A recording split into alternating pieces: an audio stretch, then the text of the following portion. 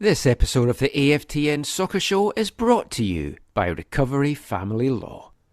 Recovery Family Law is here to help you solve your family law problems. If you are going through a separation or divorce, they can provide you the confidence to make good decisions and support to enforce your rights. If you have a question about property, children or support, they have the answers. It's not too late or too early to get help. Email info@recoveryfamilylaw.ca or visit recoveryfamilylaw.ca and let their team get you excellent results. Are you sitting comfortably?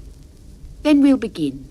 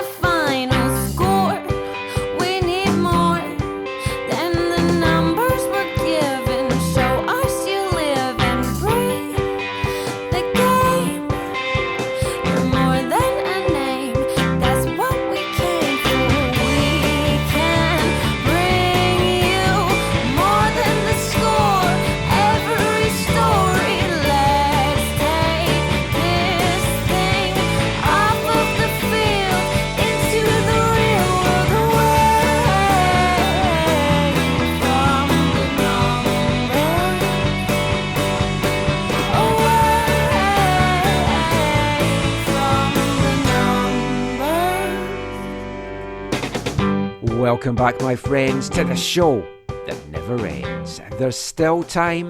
The AFTN Soccer Show, broadcasting on CITR Radio 101.9 FM from the unceded Musqueam Territory at the University of beautiful British Columbia.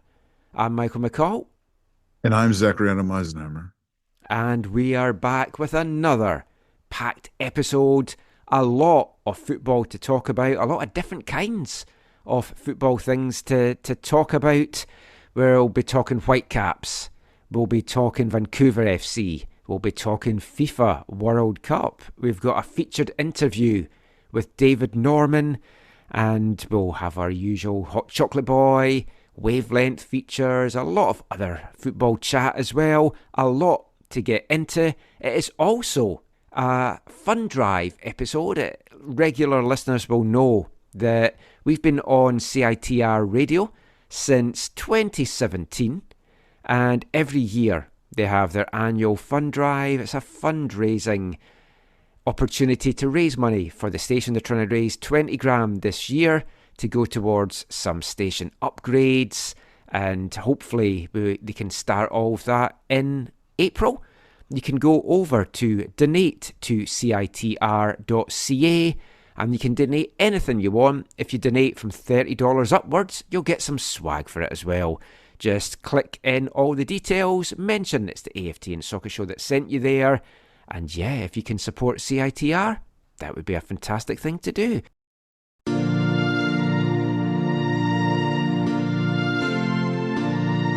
Fund Drive 2024 is right around the corner, and this February is the perfect time to say yes to CITR and all it has to offer. Visit donate to CITR.ca right now, make a donation, and then claim your prizes. For a $30 donation, you'll receive a CITR earplug case. $60 gets you a glow-in-the-dark yo-yo. A donation of $101.90 scores you specialized marbled dice and a song dedication on Valentine's Day. The next one's dedicated to Rachel from Ross. A $200 donation will get you an engagement ring 32-ounce Nalgene water bottle. $500 and you'll be sporting a nifty Just Married sweatsuit.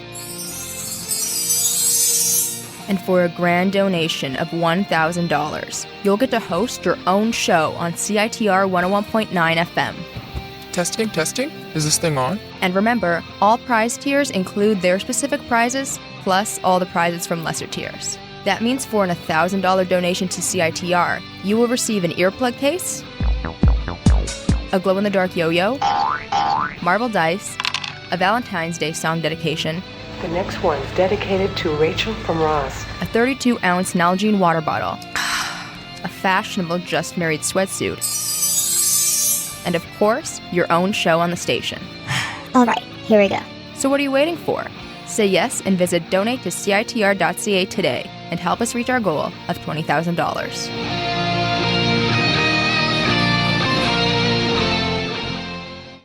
Feature little ads to do with them throughout the rest of this show. It's a great station. We're proud to be on it. This, as I mentioned, we've been taking part in Fund Drive now since 2017, and our listeners have been good in the past. Hopefully they can continue that this year, Zach. Yes. Let it long continue. So a busy week. We'll get into all the football chat in a sec. How's your week been? It was quite full, and this week's going to be even fuller. And that's without you travelling to the island. Yeah, I'm not. I'm working that night. Yeah. You're going to cover it for us, right? Oh, of course. I think by the sounds of it, there's not many Vancouver media going over. What? It might just be me and Felipe, I think, by the sounds of it, from other folks on holiday, or they've got personal things on, or just the cost, or they can't spare an overnight trip. What about the local guy who lives there? Is he going to go? He's in Hawaii. Oh, that's right. I knew that.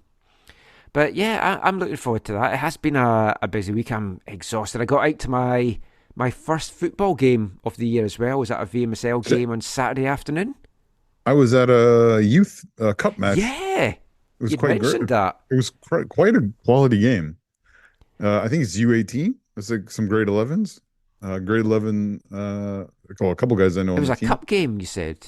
Yeah, like they're in cup play. So it's a different kind of cup play. It's like, I think it's like a group stage. And then there's either a top two are in the final, or there's a little playoff at the end of it. But yeah, their league play, I think, just went up to Christmas this year. I don't know how it all works. I don't want to misinform anyone who's out there following U18 players. But it was Abbotsford Soccer Association against Coquitlam Metro Forward side. Now they have other names, like they're the yes, whatever. Yeah, because Coquitlam Metro Forward, even in the adult thing, like they've got a couple of teams in VMSL as well. So they've got the Wolves, they've got Loopy, yeah, exactly, and a few other things as well kicking about. I took in a battle between first and third in the VMSL Premier, and some interesting faces on display. Justin Sandu in goals for Croatia. Could we see him in the CPL this coming season? My spies say very possibly. And Vancouver FC draft pick Brandon Torreson was playing in the game for Columbus, scored the match-winning goal as well. You can see the highlights of that later this week on AFTN's YouTube channel, AFTN Canada on YouTube. Just search for that. Entertaining game. Good crowd out for it as well. Nice to be back out watching the football with no snow, no rain. Were there no games until now, too? Is that what it was? No, there had been some games. You just hadn't made it to okay. The first week of January, it was torrential rain, so it didn't go. Then it was the snow for 2 weeks that kind of put everything off. And then last weekend was more torrential rain as well. So, yeah, my days of getting soaked to just video these games, I think, kind of slightly on the back burner unless it's a big cup game or a big decider. But, I mean, that was fun getting out to that. Have you seen any of the African Nations Cup or the Asian Cup games? I've seen a little bit. Are we talking about that right now? Just a little bit. I covered a lot of it. We brought out two extra podcasts last week. I mean, all in all, we brought out 4.5 hours worth of content last week. And if you also factor another hour and a half I did for my East 5 podcast, but 4.5 hours of Canadian content, and that also involved me cutting some stuff out. I think we might talk too much. As usually required. But, yeah, so I covered the Asian Cup and the African Games in the extra podcast that came out on Saturday night. So subscribe to that. $30 a year, $3 a month, and you can get those extra podcasts. I just want to talk to you about this South Africa Cape Verde game. Oh, I have not watched that one. Oh, is this going to spoil it for you if I talk to you about it? No, I know who went through. Okay, so it goes to a penalty shootout. I heard of that too. 1 penalty scored from the first 6 kicks. And in the end, South African goalkeeper Ronwyn Williams saved 4 of the 5 kicks. Were they that bad? Or No, they were well oh, taken okay. penalties. The first 3 went to the same spot, and he just went the same way every single Wow. time and saved them. But talking of penalty shootouts, there was an amazing moment. I haven't had a chance to watch the Asian Cup. There's just been too much going on. But I woke up Saturday morning, found out that the Uzbekistan and Qatar, their game was still on, and I switched it on just as the penalty shootout was in full flow. So it had got down to the decisive penalty. If Uzbekistan scored it, it was going to sudden death. The Qatari goalkeeper just stares at the Uzbekistan player and just doesn't move as the guy takes the penalty, and it just goes straight down the middle right at him. He just did not flinch at any point and just basically just stopped it. Wow. Yeah. It was like an insane, like, And that's how nerves of steel. Qatar made it to the semifinals of the tournament they're hosting. Yes. Yeah. And defending champions. Yes. Yeah. So it's been interesting. The semis for the Asian Cup are Tuesday, Wednesday. The semis for the African Cup of Nations are both on Wednesday. So BBC's got all the semis and the final from now on, so at least I can watch that on iPlayer with my VPN. But yeah, it's been a good week of football, and there's been a lot of football to talk about, and we're going to get to more football chat soon. But first of all, we have to start things off with the latest Hot Chocolate Boy. Hot chocolate boy, he's never had one. Hot chocolate bad one, hot chocolate boy. Yes, we're still alive and we're still going in this Hot Chocolate Festival. Hot Chocolate Boy is back. We have scaled it back though a little bit this week, partly because we felt we were having a little bit too much of the sweet stuff, but also just the expense of it all as well. I never really mentioned in last week's show, a lot of the hot chocolates, they cost $8.95, round about that mark. The one we had at Honolulu Coffee, I think, was about $12, which is really kind of pushing it to the high end. So this week we scaled it back. We just had the one visit. We headed along to 49th Parallel Coffee and Lucky Donuts. 4 locations throughout the city. We went to the one on Main Street. They also have locations in Kitsilano on West 4th, downtown on Thurlow Street, and in Lonsdale Avenue in North Vancouver. Their hot chocolate selections had been split in 2 for the festival. The first one, which was a dark hot chocolate infused with rosemary and sea salt, that was running from the 13th to the 28th of January. Not a huge fan of rosemary as a flavour, so we were holding out to their new one that was launched on January 29th. It runs all the way through to February 11th. It's called Cha Cha Chai, and it's a dark hot chocolate infused with chai spices, served with a brioche donut, filled with chai spiced custard, topped with milk chocolate ganache and some little gold stars, and a spiced biscuit, which was more like a gingerbread biscuit to me. I'm not sure why they didn't just say gingerbread biscuit. Absolutely fantastic. Delicious hot chocolate, nice big serving of it. Good sized donut as well. A little bit smaller than your maybe standard regular donut, but the chai spice custard in it was absolutely delicious. I'd say my wife Caitlin enjoyed it a little bit more than I did.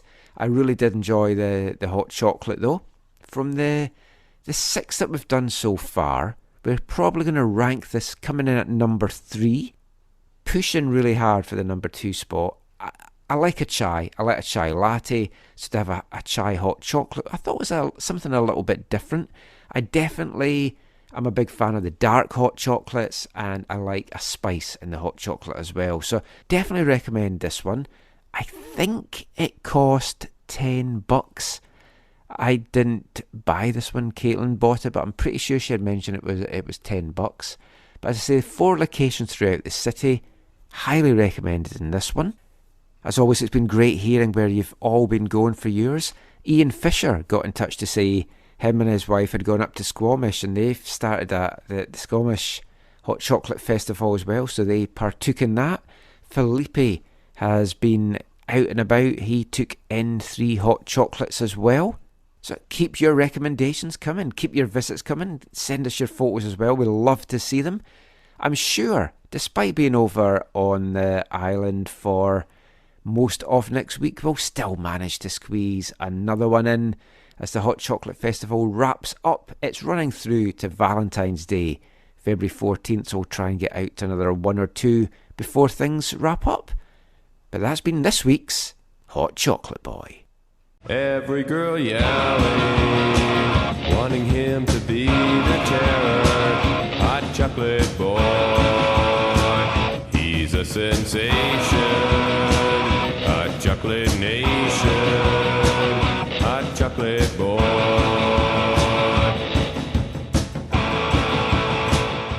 Hot Chocolate Boy there, just the one visit this week as I'm trying to keep down my blood sugar levels. I think just now if I was to donate blood it would be brown, but yeah, I'm sure I'll get out to a few more soon. But let's get into more of the football chat now, and for this part we're going to look at some of the Whitecaps news of the week. Few things to talk about, some confirmations of stuff that we've already talked about in previous shows. So the Whitecaps have announced their new Norwegian Bjorn Inge Utvik. The centre-back signed to a contract through to the end of the 2025 season with a club option for 2026.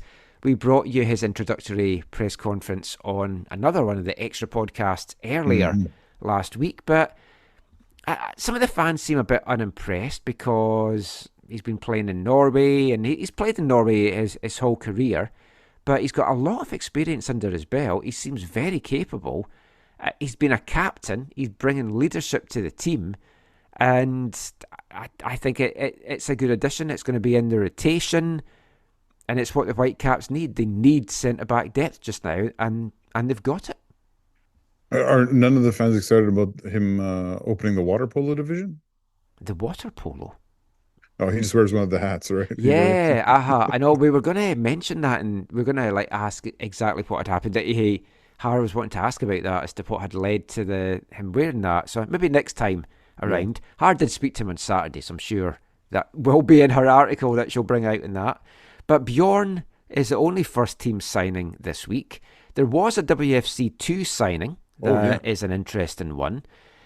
A player that signed his first pro deal, a local lad, clear eye to then moving on to the first team as well. 17-year-old midfielder Jeevan Badwal is the player out of Surrey. He's highly rated by the Whitecaps.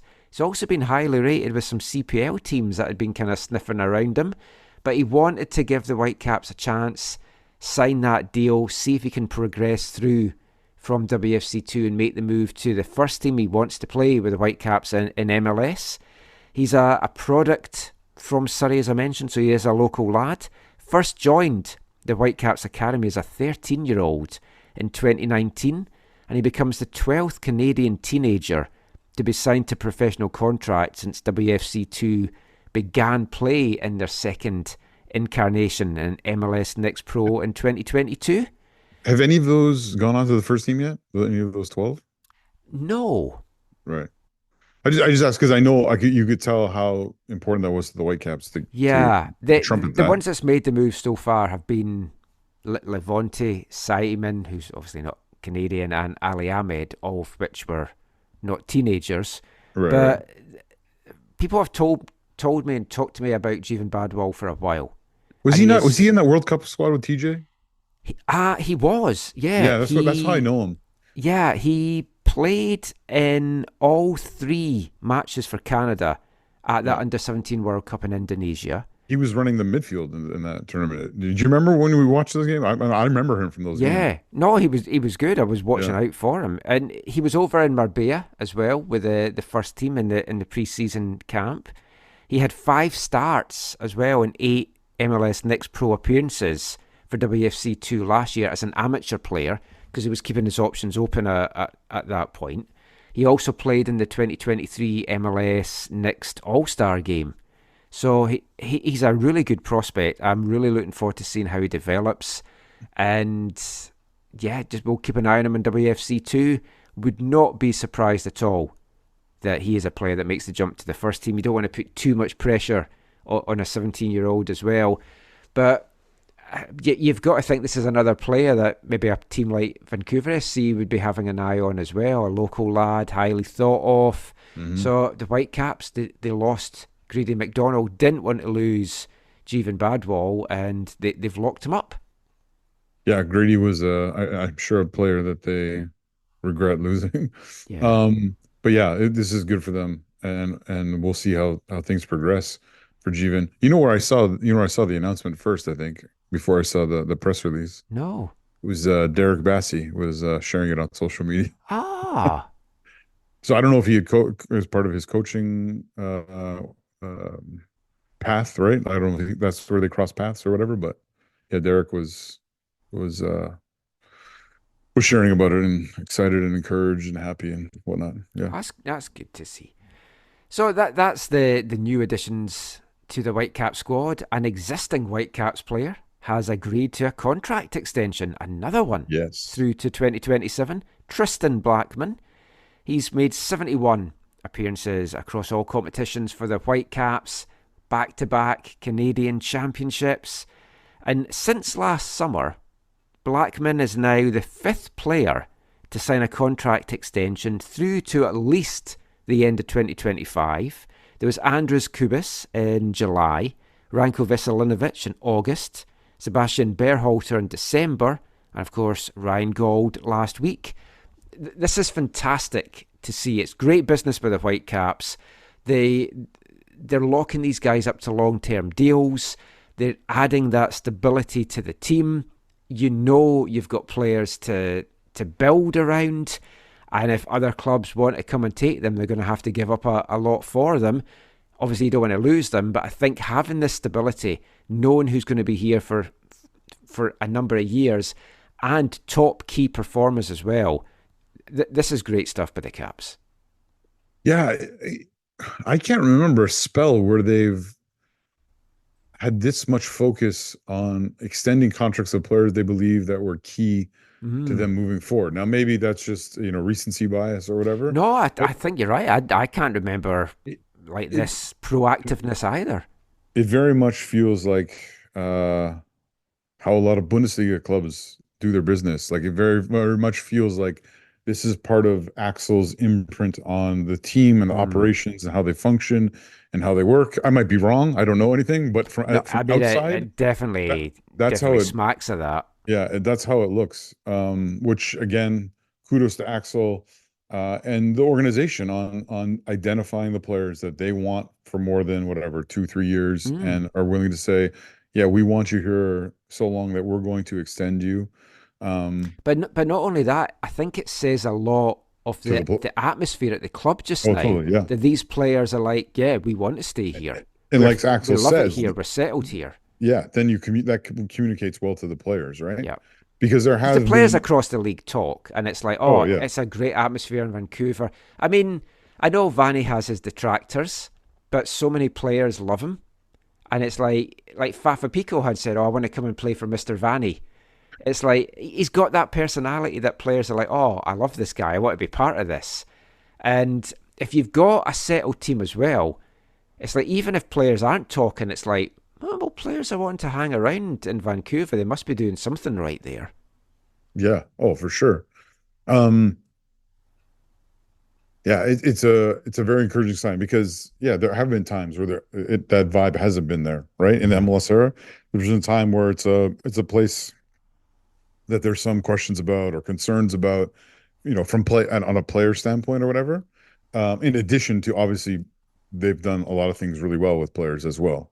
I remember talking to Joe Cannon in the early days, saying they do this and this and this, and I've never experienced that to this degree, at other places I've been or whatever. But this is all, if you're a Whitecaps fan, this is really encouraging and a real positive sign, and hopefully is not just it's just like this now. Hopefully this continues as Axel's run things. This continues to be a bit of the ethos of how they do things, and because, like you said, I think it does have a number of positive knock-on effects for them. Oh, absolutely. Some other Whitecaps news from this week. MLS announced on Tuesday the 2024 schedule for TSN and RDS for their broadcasts. This is increase from last year, isn't it? No, I think it's the same. Is it really? There was 14 games last year on TSN? I'm for the pretty Whitecaps? sure there was. Maybe it was 12. I think it was 14. Okay. Oh, yeah, there's 30. Yeah, okay. Yeah. So 20 that aren't. So 14 Whitecaps games will be featured throughout the regular season. Now, the reason that I kind of went, is this is what I don't like. And I said this last year, and they've done it again. And I get why. They're going to maybe want to send broadcasters through, use their own trucks and stuff. But of those 14 games, there's 10 home games and there's 4 away games. So 10 of the 17 games at BC Place are going to be on TV. What you are needing to do is feature the away games so that you can have people watching those games and thinking, I want to go and watch this team at BC Place because they're my home team, as opposed to, there's no point trailing down the games on TV. I'm not a fan of it at all. I don't know whether it's TSN pushing for that, whether the Whitecaps want that. Maybe they're happy with that. We'll speak to Axel maybe about that and see what he says. I just think it's not the way to do this when you've got games that folk can't watch because they're on Apple, just your casual fan. So getting those away games on, for me, is the better way of doing it. I hear you. I would agree too. If you're a season ticket holder, you want to be able to watch those games.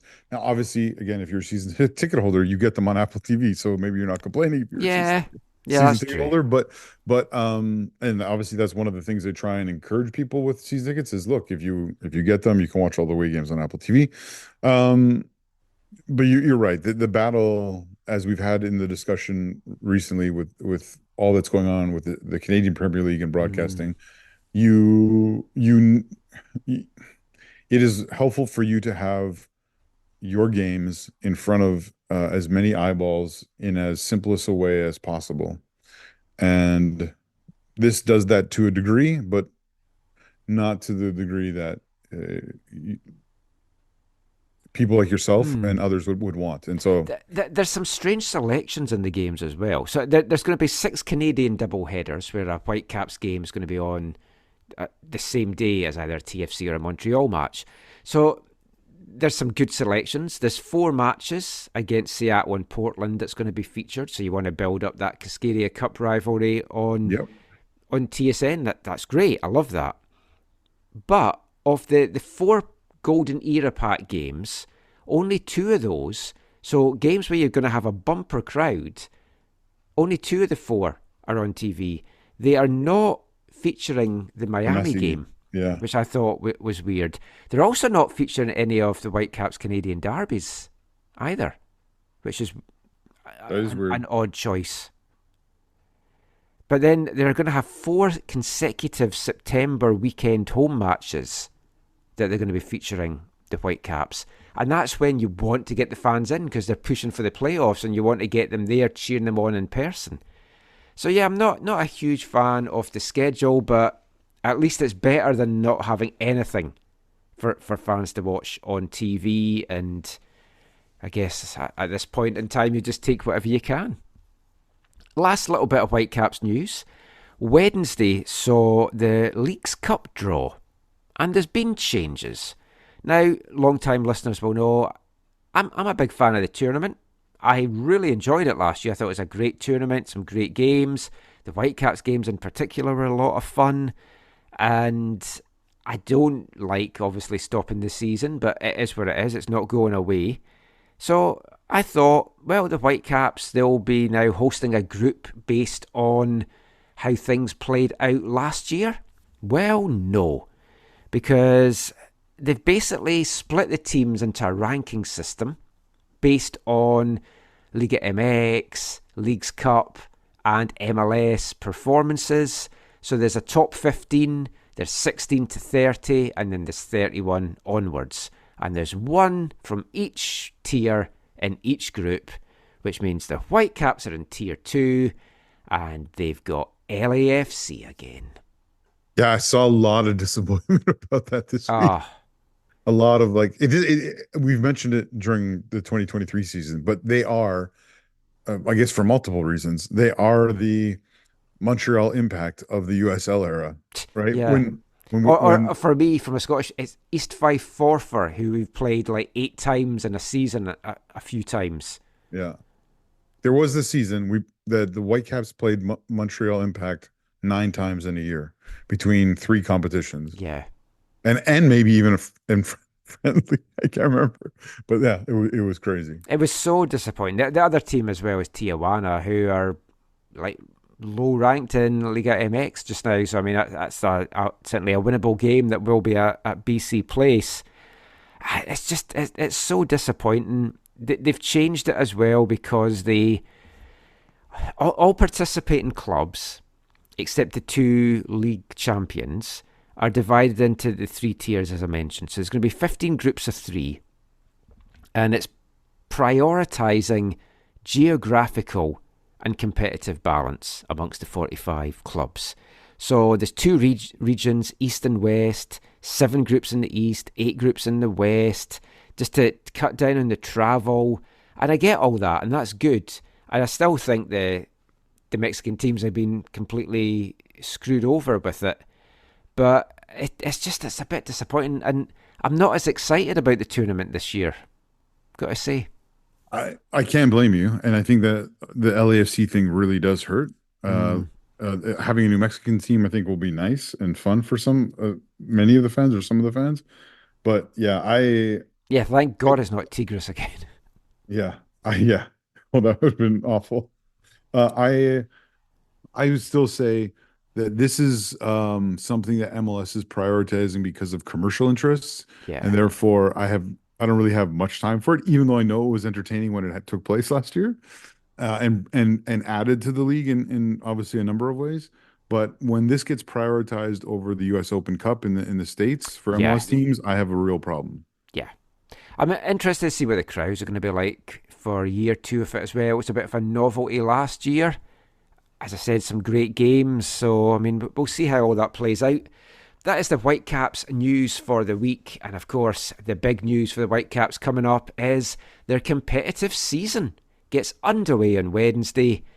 Starlight Stadium, Langford, Vancouver Island, Tigres are coming to town as the Whitecaps kick off their inaugural Champions Cup campaign. And we'll be back chatting about that and hear some thoughts from Vanni Sartini on it after this.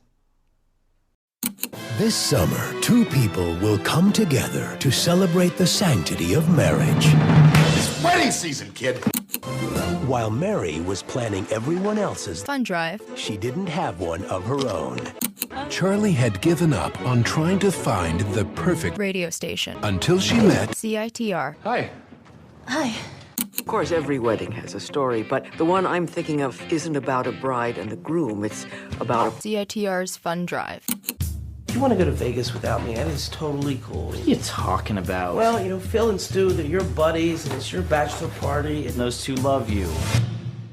Michael? Look, I have to ask you something really important. Could I just tell you one thing first? I called because I met someone. We're getting married. February 1st to 8th, 2024. What are we doing for the bachelorette party? What about like a princess theme? Versace meets the gold rush. I'm thinking we should go to donate to CITR.ca. I don't hate it. Vegas it is. Jenny. Yes. Lisa, are you saying yes to CITR? I'm saying yes! Hi, I'm Tristan Blackmon, and this is the AFTN Soccer Show.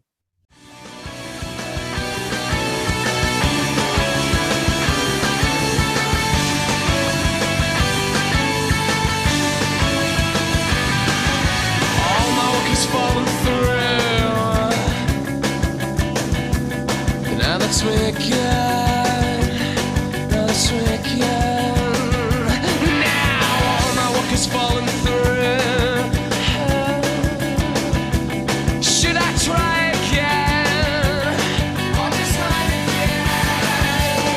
And I want all my work has fallen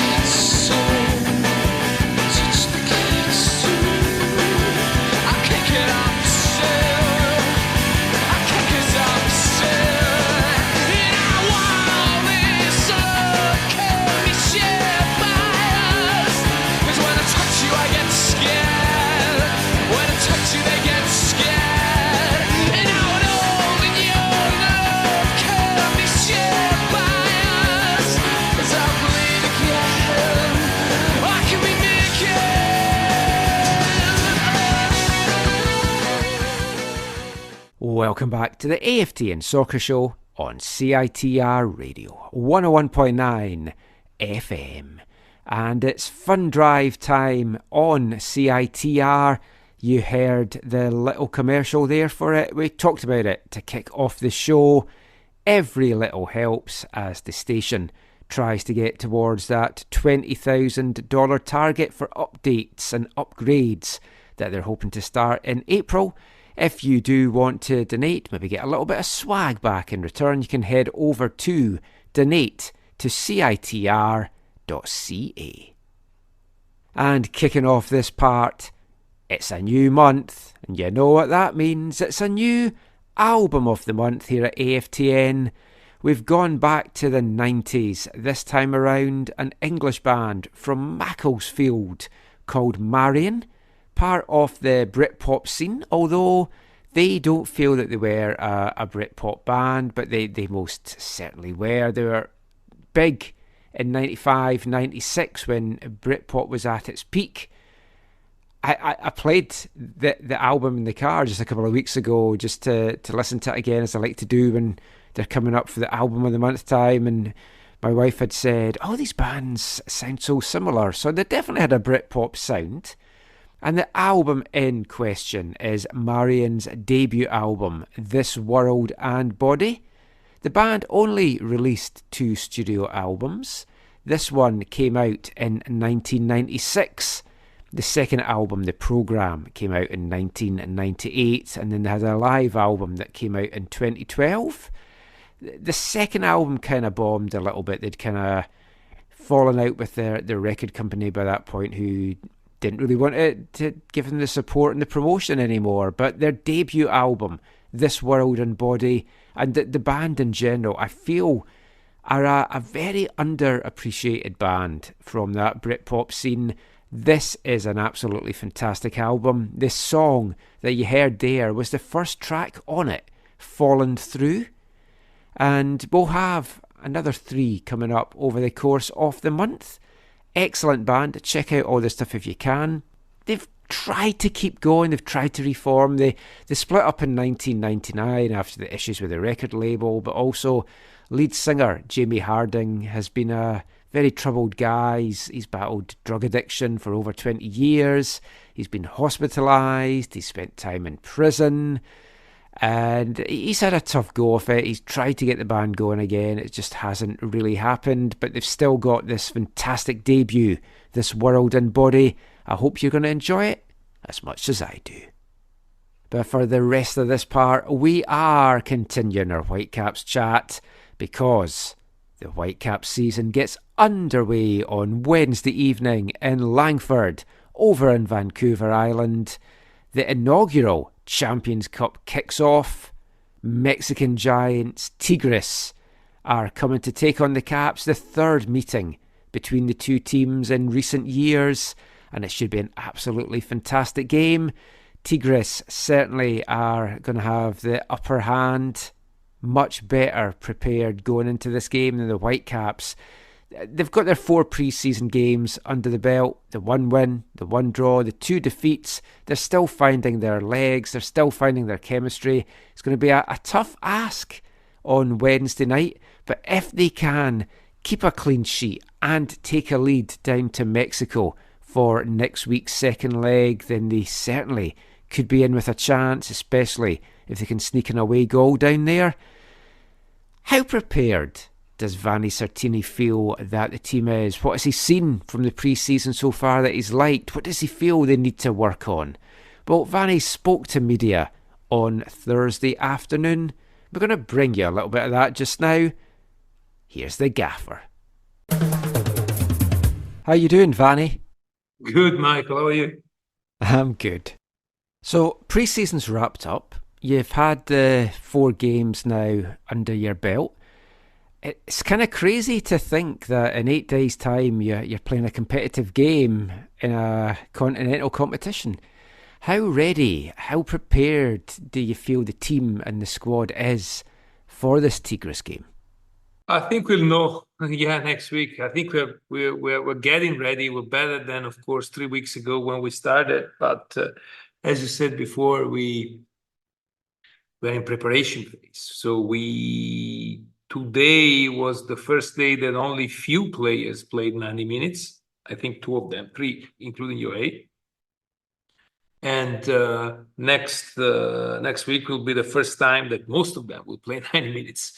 So yeah, we will see. And again, we did the thing in the right way. I think we pushed a lot the players in the sense that we worked a lot tactically. We worked a lot with double session. We had 4 games with very difficult opposition, and we tried to prepare them better and for this game. At the same time, we didn't have to forget that I would say the main objective of the season is to be good in the MLS. So you need to be focused on this month, but also to create a big volume in order to keep the preparation going till the beginning of March, basically, when the season will kick off for us. So we work on the 2 level, and at the moment, I would say that I saw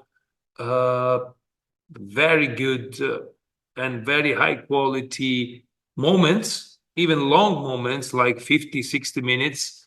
We need to do the next step and try to be, I would say, up top of our game for 90 minutes next week. I was going to ask, like, what have you seen that you've liked, and how has the integration of the new guys gone, especially the likes of Fafa and Demir? On the flip side, and I know it's pre-season, and I know fitness levels are different with the teams that you've been playing, but 5 goals given up in the last 10 minutes of the games, is that causing you any concern, or is it just tired legs out there?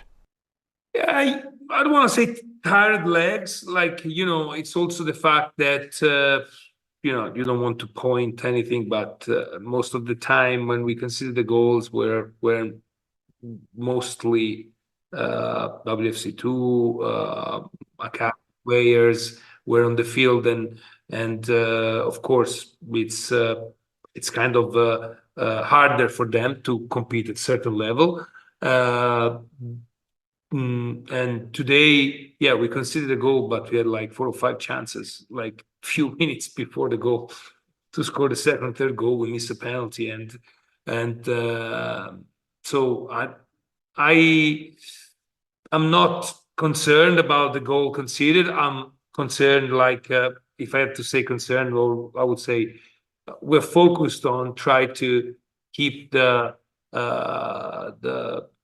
quality and the intensity of our game for 90 minutes. That is our first priority for the next week. So the next week will be, I would say, less volume. Like this week has been a lot of volume, a lot of training session, but more intensity to try to, again, not put a lot of heaviness in our legs and be ready to go for a very important game. And attacking wise, obviously you got Brian in late, but it looks like the chemistry is starting to get there between Brian and Ryan and Fafa and Demir. Yeah. We said that we need to want to play every time at least with the 3 out of 4 offensive players. I would add Levante, Johnson, like 3 out of 5. There will be always. That would be always in our idea, and we want to have a different solution, and that's what we try to do even in this game with different kind of I would say way of attacking. The way of defending has been consistent for the 4 games, but the way of attacking has been a little different. Some games we play with the number 10 and 2 strikers. In some other games we play with the number 9 and 2 wide attackers. So we want to see how we can be even more unpredictable, and we like the thing that we saw, like some combination during the game against Bakatopola last week. The game against Puskás when we played were really good. Today there was, I would say, really good indication on our way, how we can be even more dangerous in transition like we did last year. So, there's a lot of positives, to be honest, but also a lot of things that we keep working on. I want to actually touch more about what you were talking about there, about your tactics, your little bit of switching tactics that we've seen in preseason. I do. We saw in the match report, at least, that you went and started against FKTSC in 3-3-1-3, or yes, a variation of a 3-4-3 diamond. And we know we don't like wingers, so I'm only assuming that the three are those inside forwards. Or how has that tactical experimentation been with the squad so far? Have they been able to adjust a bit more to having three attackers rather than four? Have you seen the attacking patterns be sort of easy to create with the team right now, since they're used to playing in sort of a three-back formation from last year? How has that been so far? Yeah, what we work basically has been two different ways of attacking. The defending structure has been always the 3-4-3, because since we want to play with three offensive players, we need to defend with three guys that we cannot ask one of the offensive player to be a wingback or a midfielder and drop in our half and or in our box and being so we defended with the 3-4-3 like flat, like we did a lot of times last year, 3-5-2 a lot of times, but sometimes 3-4-3. And the two variation has been playing like when we have the ball. So one variation has been transforming the back three and the back four when we have the ball, and having one of the center back going wide, and having a diamond in the midfield and two strikers, with one of the central guy dropping from the line of the striker to become the top of the diamond.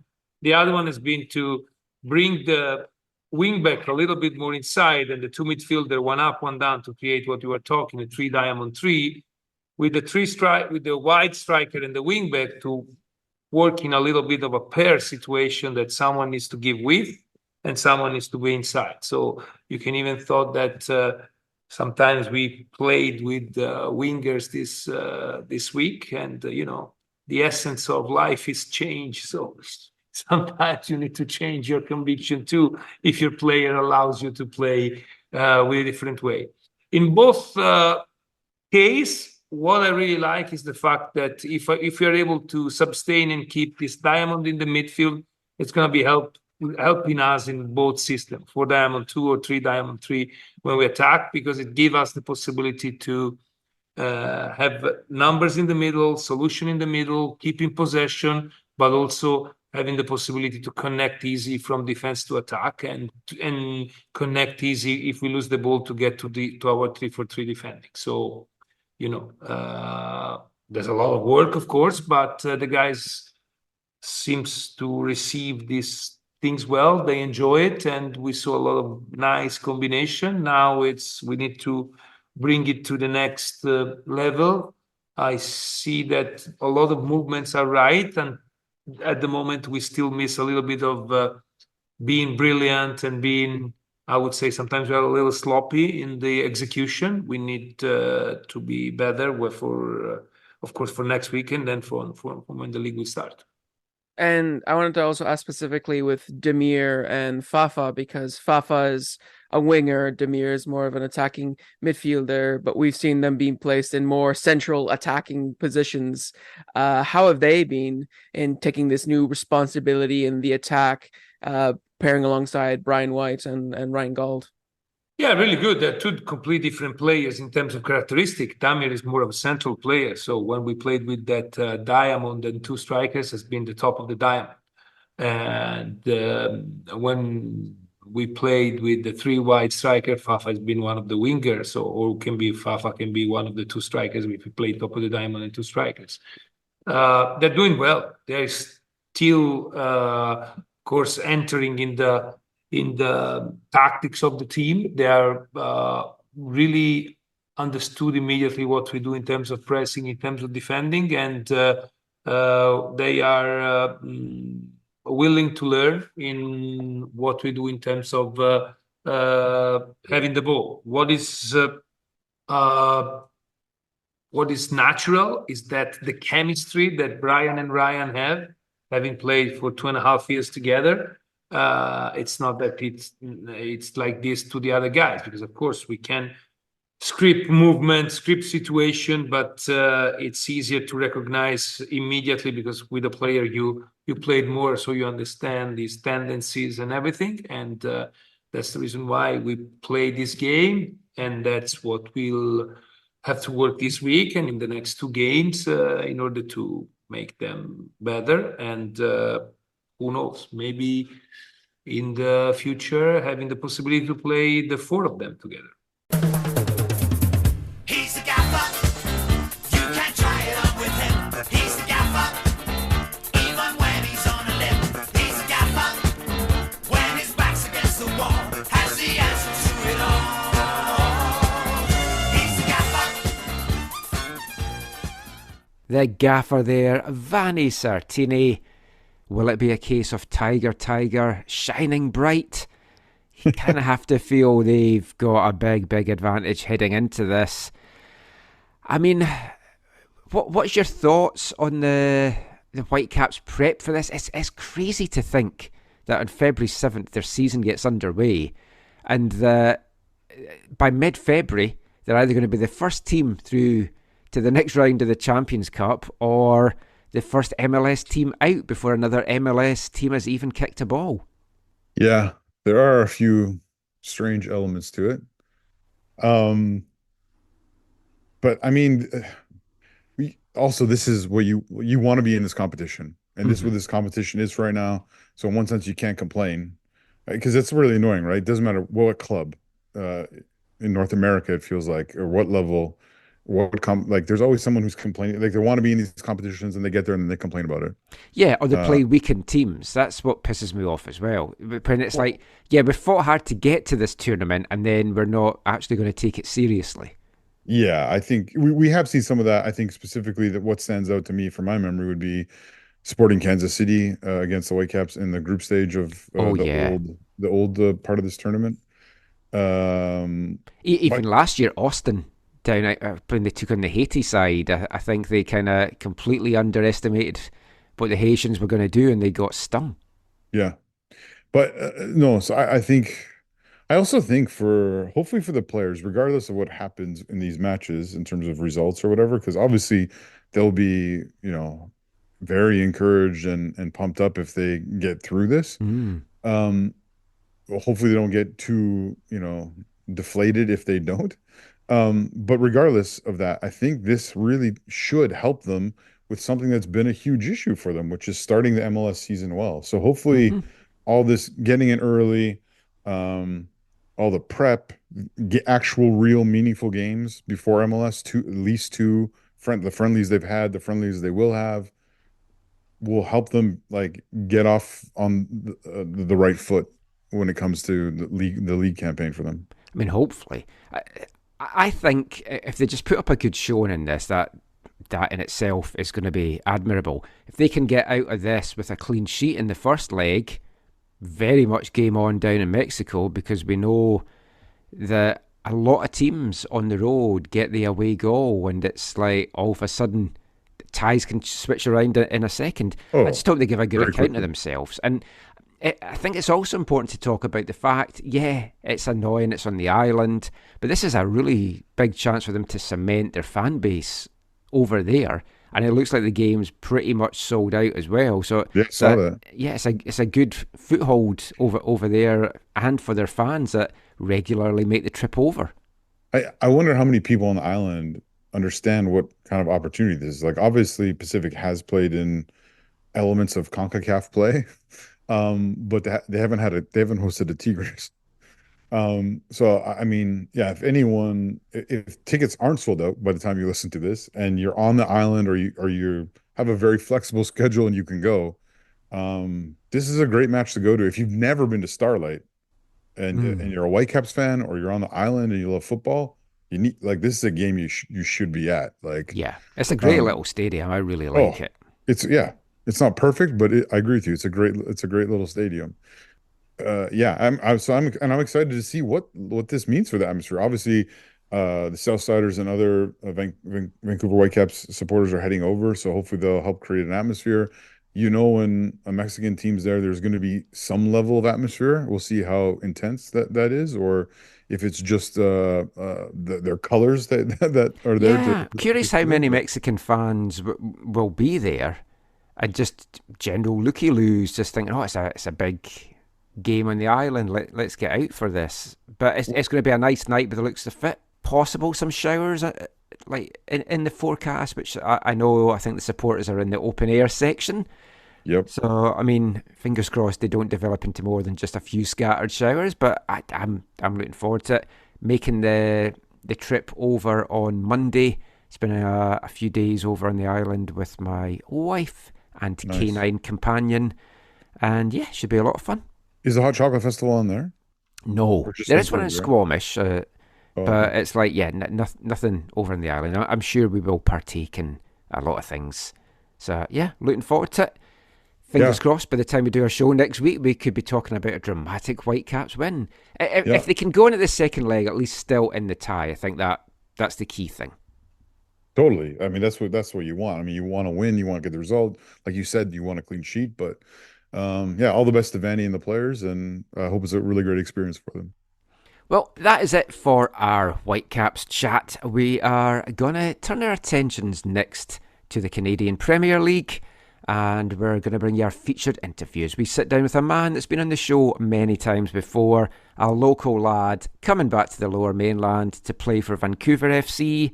It's David Norman the 6th, and we'll be chatting with him after this. None of them are real special.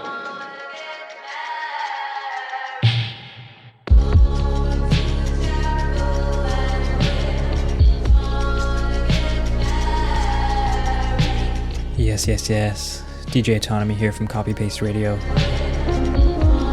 And sometimes people ask me, if you love CITR so much, why don't you marry it? And I thought, What are you frightened of? Why not? Being alone, I guess. If you love CITR just as much as I do, Dying alone? Living alone? make the pledge today. Yeah. Go to donate-to-citr.ca. Being alone, you know. We're trying to keep this great community radio station going. We're trying to raise $20,000. Because CITR will never leave you alone. If you're ready to make the pledge, donate-to-citr.ca. I don't need the money. Are you afraid to die? No. Hi, I'm Caden Chung, and you're listening to the AFTN Soccer Show.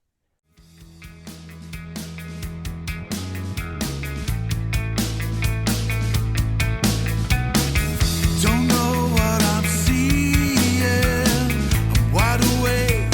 Something's not quite right. Can't tell what I'm eating. It tastes the same as every other night.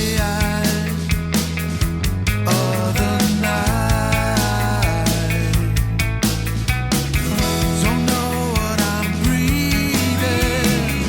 Makes me ill, but I don't feel that bad. Can't speak for the bleeding. It's hard to hear and harder to explain.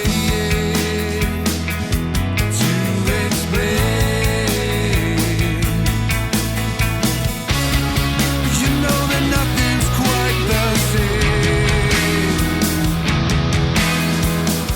Feel free to sing it like you know it is your final day.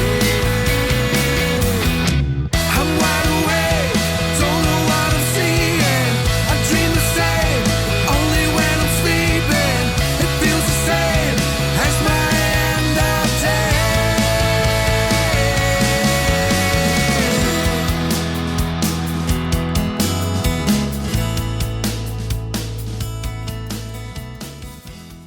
Welcome back to the AFTN Soccer Show on CITR Radio 101.9 FM. And it's fun drive time on CITR. You heard the little commercial there for it. We talked about it to kick off the show. Every little helps as the station tries to get towards that $20,000 target for updates and upgrades that they're hoping to start in April. If you do want to donate, maybe get a little bit of swag back in return, you can head over to donate to CITR.ca. And kicking off this part, friends of the show and friends of mine from Fife in Scotland, Got Need, with their new single Final Day, released towards the end of January by the Fife 5-piece. I've spoken about them before, a couple of my friends in the band, a couple of East Fife fans in the band. They do our theme song for my East Fife podcast, Glory Days of Gold. This is their new single. You can get it in all the usual places. Check them out on Spotify, check them out on YouTube and on Bandcamp as well. Go and give them a support. If you can download the single, even just stream it a couple of times on Spotify, they would really appreciate it. They've had other airplay over here in Canada as well from a station out in Ontario, and this single's been getting really good reviews as well. Check out that and all of their other stuff. The band, of course, featured in our Festive 15 last year, taking the number 4 spot. They've got more new material to come out this year, but Final Day, their first single for 2024, and a great single it is at that. Got Need, nice football name as well, and I mean, it's obviously known for fans when you're doing sticker collecting or whatever. It's like got Need. I guess if you're a professional footballer, you can kind of tick off your hopes, your goals, your dreams, your aspirations. It's like, oh, got that one, need that one. And for a lot of players, one of the things they want, one of the things they need from their career is to win some trophies, to maybe play in European or continental competition.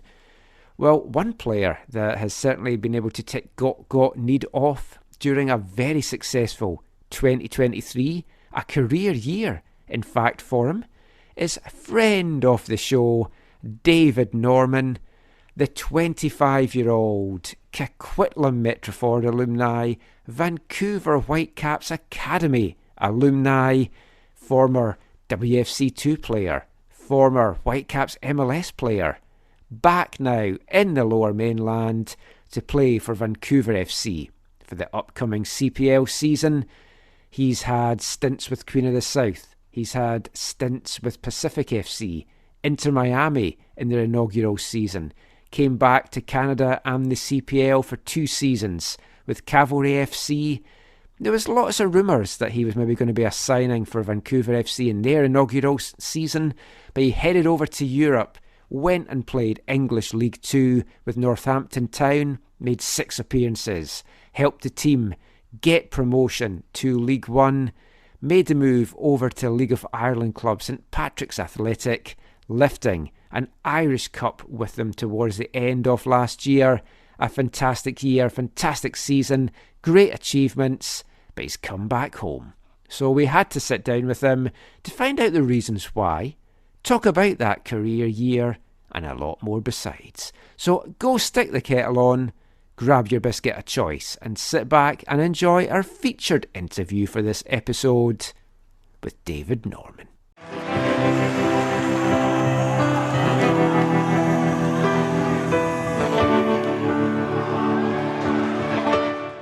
So, David, welcome home. It's been rumoured for a while. I'm sure you've known this for a while. Is it nice that it's now all official and it's all out in the open and you can start officially telling everyone that you're back home? Yeah, it is for sure. Like you said, there's a few things out there that were saying I might be signing here, but now that it's all out and open, it's great to be officially telling friends and family and people around for sure. Dave, why this year? There was lots of rumors that last year could be, you could join for the inaugural season. Yeah. Obviously you went on a great adventure and we'll talk about that more later, but why 2024 as opposed to 2023? Well, I think a lot can change in 12 months. Personally, from a football aspect, also from a personal aspect as well. last year I had a great opportunity to go overseas and live that dream, and that was hard to pass up. So at this point in my career and in my life, it was the clear decision, and yeah. We've obviously known you for a long, long time, and we've chatted so much. I checked, you've been on the show 7 times before. So I think you might actually hold the record. I thought Fiske had been on a lot, but it's like I think you've pipped him for that. So I mean, we know your journey. We won't go over a lot of your career. Folk can listen to all these other episodes and listen to us chatting to you about stuff. But like, you were in the Whitecaps organisation since you were 9 years old, and then you left in September 2019. So you've had over 4 years away. Does it feel, I know you're excited to be back, but does it feel a little bit weird to be back at a club in Vancouver that isn't the Whitecaps? Not really, to be honest. I haven't had those weird feelings yet. I think it has been a decent amount where I've been away. It's been 4 years. Maybe if it was a year or two, those feelings might be a bit different. But I think the distance as well. We're not right in Vancouver. We're out a bit further in the Fraser Valley, a different community. So yeah, I haven't had those feelings quite yet. Now, you touched there with Zach's question about why now, why back this year. I know you've spoken in the past that you've kind of felt that maybe people haven't got to see the real David Norman because you've never had an opportunity to be settled at a club for a good length of time. Did that kind of factor into it as well, the chance now that you've got a chance to be settled? For sure. Yeah, I do think I've had some great spells at clubs over the past few years. Yeah. Now I'm really excited to put that together over a season, over 2 or 3 seasons. Yeah, and there's something about being settled back in the area that you grew up, that you're from, that's always going to be home. So to follow the club, to track what the club was doing on the pitch last year, to see the success that came out of it, the second half of the season, performances, the results, and to be part of that, obviously for myself, but for several other players, that was very convincing to come back and sign here this year. Now, 2023 was certainly a career year for you. You won promotion with Northampton over in England. Then you went over to Ireland. You won an Irish Cup with St Pat's in a final played in front of over 44,000 fans. Just talk about your 2023. How special was that to you? And just talk about some of your memories from that year. It was a year that was incredible highs and big moments, but also lots of tough times and learning experiences for myself, from being out of the team or out of a contract to then signing in Ireland and making my mark on that team. And like you said, at the end of it, playing in front of a lot of fans in a big cup final. So a roller coaster year for sure. But I think I learned a lot from it and gained so many experiences that are going to help me moving forward with Vancouver Football Club. And that's what I'm really excited about is I mentioned the way I grew as a center back, the lessons I learned in that position, but also how it can help young players, how it can help the club and help the club affect the community. So, yeah, I think I learned a lot from this year, and hope to put it to good use going forward with Vancouver. Now, you'd been linked with Vancouver for their inaugural season, and the lure of going back over to Europe, because I mean, you'd been over before, and I remember your successful spell at Queen of the South that you had as well. Was that just something you had to go back and do that? You just had the lure of going and playing there, and you got to play in 2 different countries as well. Is that just something you feel you had to go and do before you maybe came back to the CPL? For sure, that was something that was still very much on my heart, and playing over there, like you said, another 2 countries. I think I'm at 5 countries now in 7 years, between Inter Miami and Queen of the South in Scotland, and now England, Ireland, and Canada.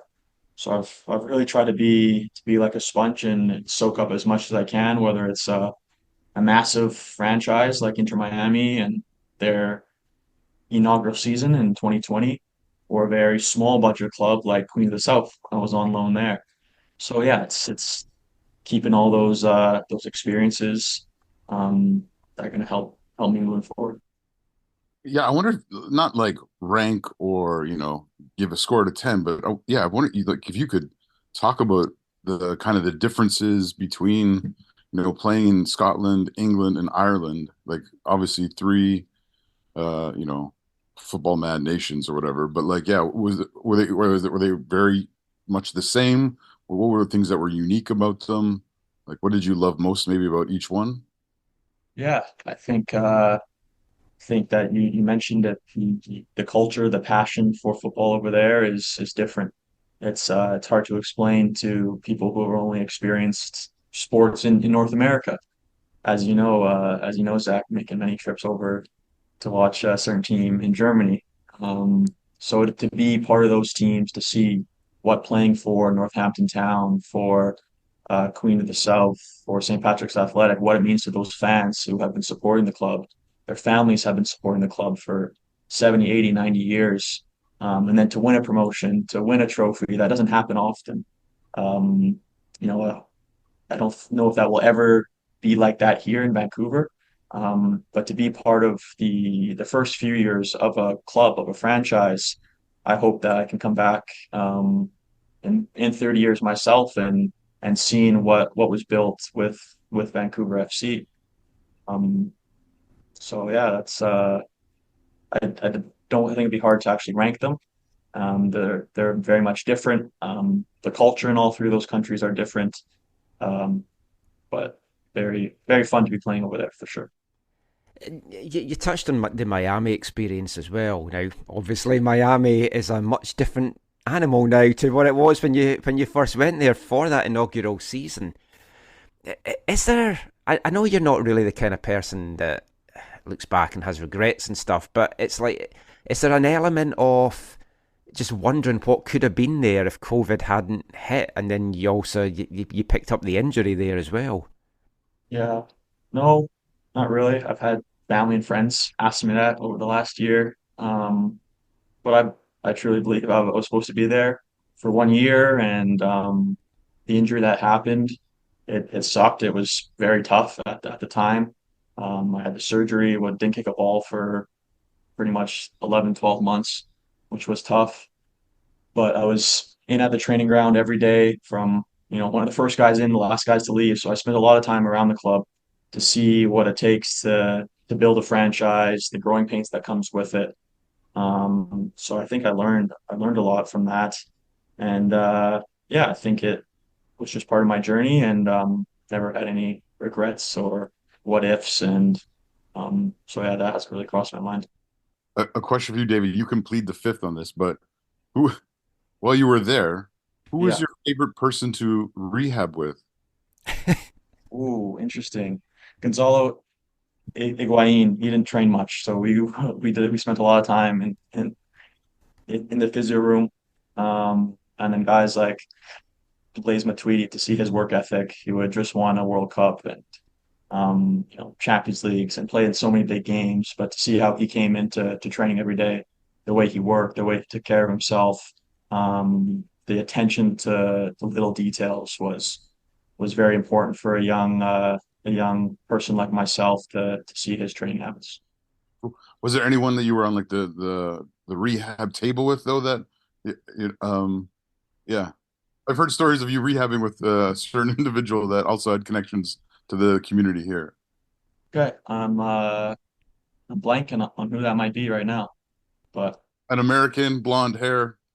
oh yes, yeah, Breck Shea. He was coming back from an injury, so he was actually with Inter Miami too at the beginning, and then I forgot he about was that. fit.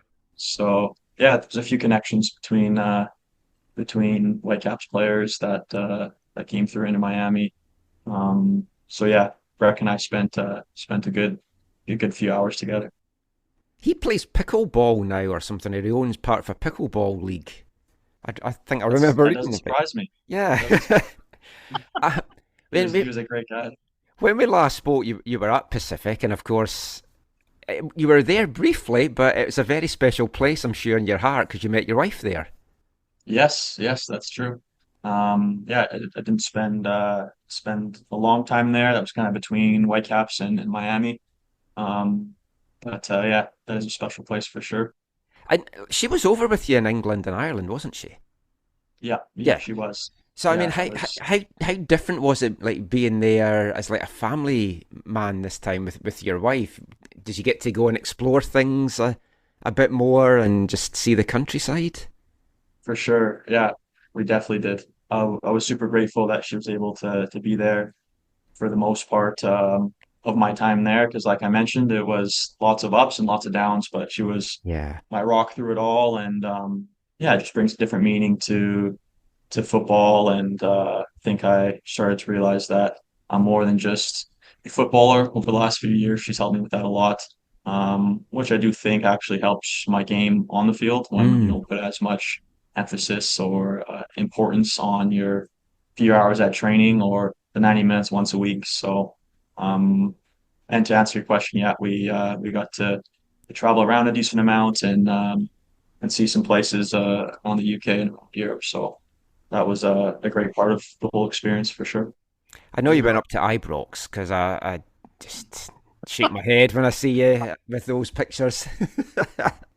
Yeah, that was fantastic. Spent a good amount of time there. Seen some awesome games there. So to take my wife there was a pretty cool moment too. The best football club in the world. Dave, don't worry. I'll get Michael to. I'll get him the account so you can follow your wife on Instagram and see all the behind the scenes. I think I do follow her actually.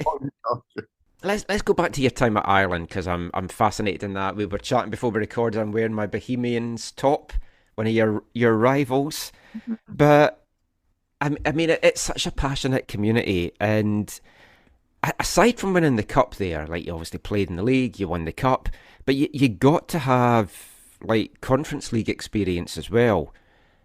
Going to Luxembourg, playing against the Luxembourg side. How was that? Was that another one to kind of tick off the bucket list for you, playing in European competition? Yeah, that was for sure. And that was a big reason that I initially signed there rather than staying in the UK was the chance to play in Europe. And I went in, I signed, and I was playing in a Europa League conference game within a few weeks. Unfortunately, our high expectations, and we were hoping to go on a run of several rounds and qualify for the group stage. There's no reason we couldn't have done that, but that run ended early in the first round, so that was cut short, that run in Europe. But for the clubs in Ireland, for financially, for the support, for the international recognition, those European tournaments are huge.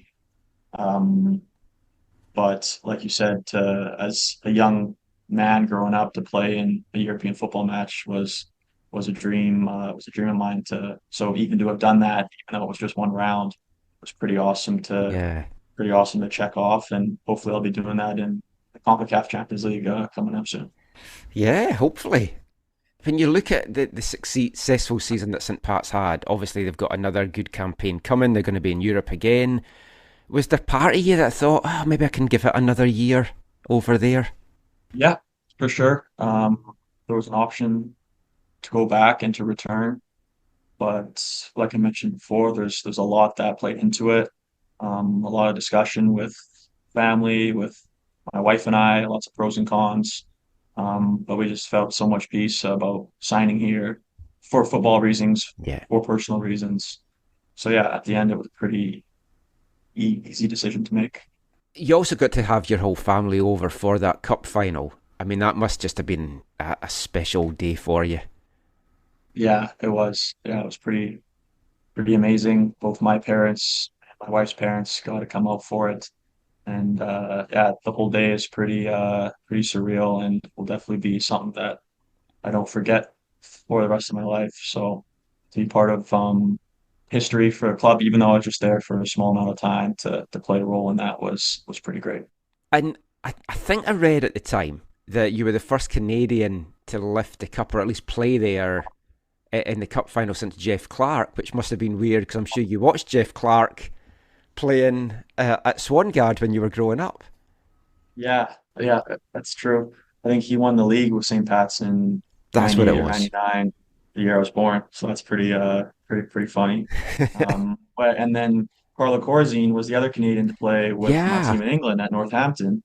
And then Oh, I yeah. signed for St. Pat's, and I'm the first day of touring the stadium, and I see a big photo of him on the wall in one of the offices, and I send it to my dad. I'm like, this pretty sure this is Jeff Clark.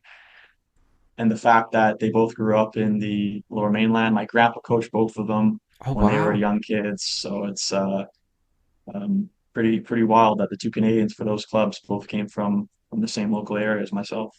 That's fantastic. Hmm. You mentioned your grandpa there. I want to ask a total tangential question here, Michael, but tell us your grandfather's name. David Norman. Right, right. Number So, 5. Number 4, sorry. yeah, you're number 6, right? Yeah. Okay. So, but you prefer to go by David Norman Jr.?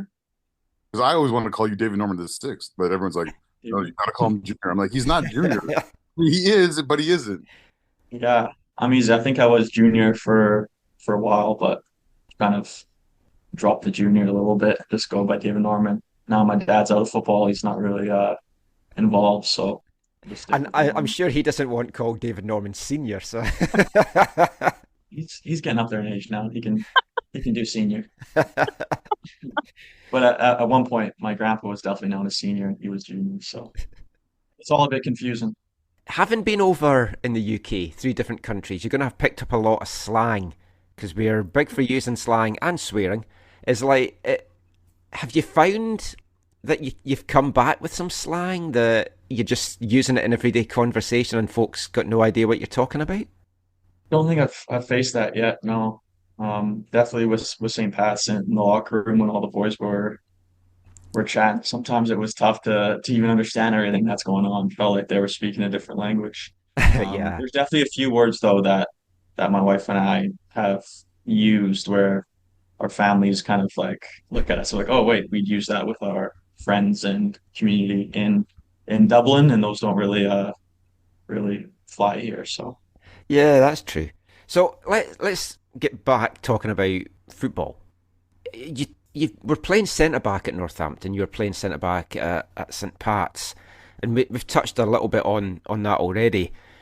I know in the past people had said, "Oh, you'd make a good centre back. You like to play defensive midfield." Is centre back now where you see yourself that is your position? yeah, for sure.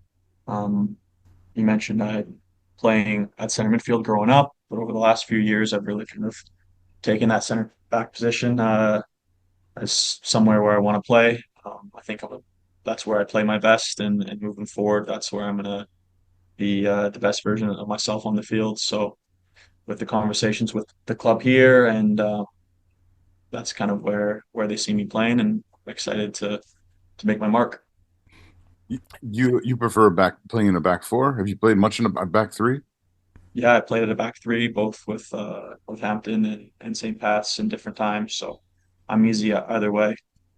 And then in the league, you've been used as a left back a little bit, right? Yeah, I did a few times in Calgary when we've had Yeah. some problems with injuries. Yeah. Okay, so that was just okay. I was wondering about that because I remember watching some games and I'm like David's like a really tall left back like out there. I remember watching you play one time against Pacific and I was just like, oh, this is an interesting matchup. Yeah. So it was just Tommy was dealing with injuries. Yeah. Yeah. That was when I had to. So what you're saying, in a pinch you could play left back. Yeah, I definitely could.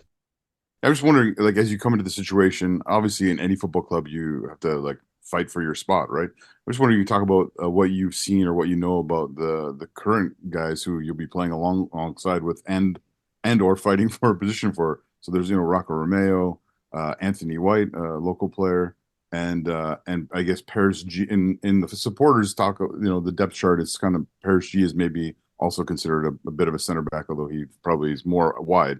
But of the four players, talk about what you know about them and maybe the experiences you've had with them.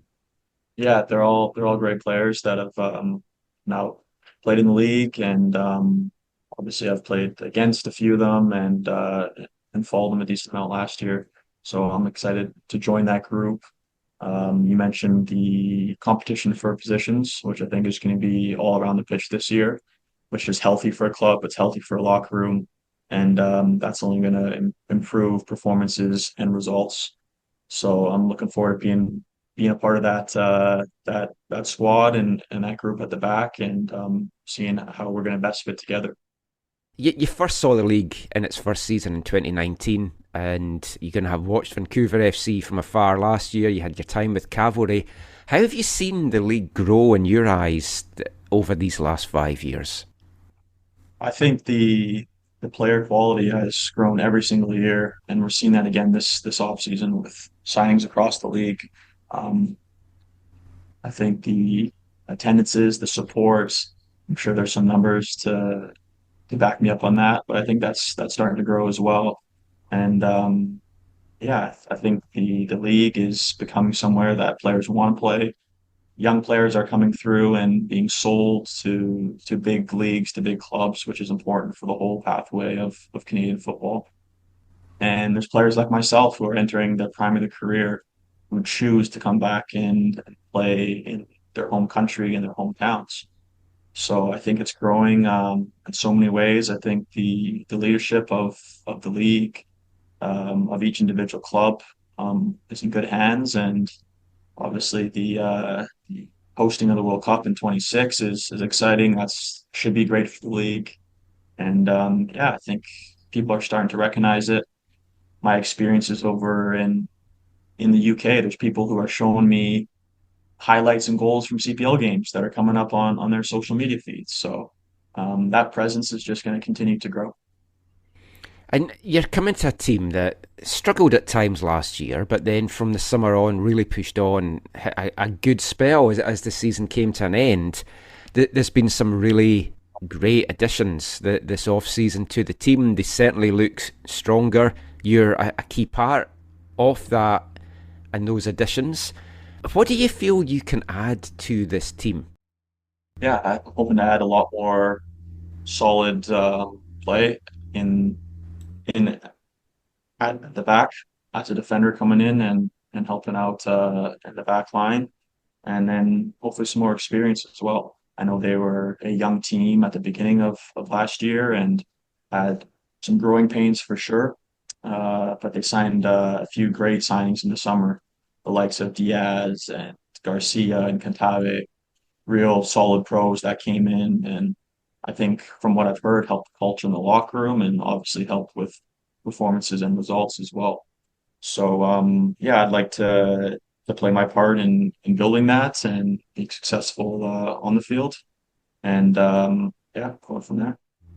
And you know a lot of the guys as well from either watching them in the early days when you're in the academy. Caden, you obviously know well as well. Is it nice to have, like, you're going into a team right away, whereas like you go over to England and Ireland and you're playing with a bunch of guys you've never met before, but now you know these guys on a personal level? Is that going to help just everything gel together, not just for you but really for all the guys?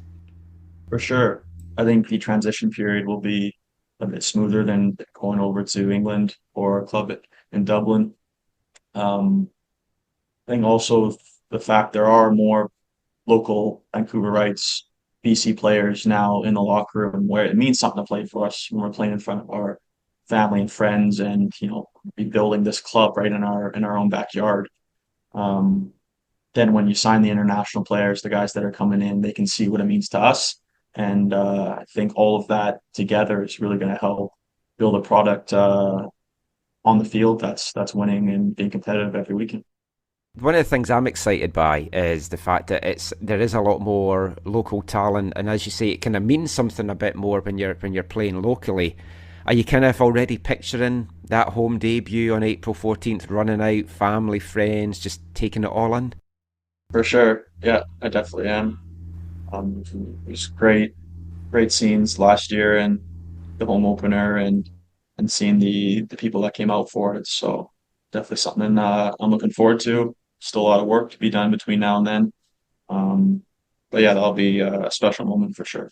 And I spoke about the amount of times that we've chatted before. Some of them were just the stupid fun food segments that I do with everyone and stuff. But one of them was a special thing because we spoke to you on the first day that you'd signed your pro deal, and now we followed your journey this whole way. You're still just 25 years old.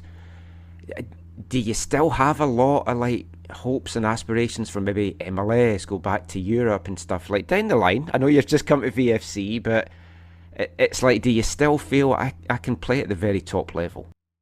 I definitely do think so. I do believe that. And I think this is a great level as well. Say no, it is. I wasn't meaning like the CPL's like down a level. It's just, but there are higher levels than CPL. So sure. it was just, do you still have those hopes that you can go and do that? Yeah, I do. Right now, I'm definitely focused on these next few years and making my mark on this club and the league here. But you've seen the players that have moved on from the CPL, that have gone to quote unquote these bigger leagues. But I also think the aspirations, the goals have changed slightly, and the fact that I get to play pro football in my own community is pretty amazing in itself. So yeah, I'm really focused on this season and excited to see where it takes me. David, it's fantastic to have you back here in Vancouver, back in the Lower Mainland, and like chatting to you again. Can't wait to see you on the pitch, and looking forward to catching up with you again in person, and all the very best for the season to come. Great. Thanks, Michael. Thanks, Zach.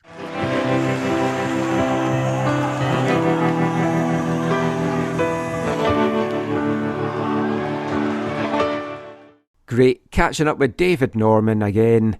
We've followed his career, Zach, since even before he signed his first pro deal. We had his first interview the day that he signed his pro deal. Yeah. And like we've watched him play in the academy. We both know his dad, his family, like outside of his dad and stuff as well.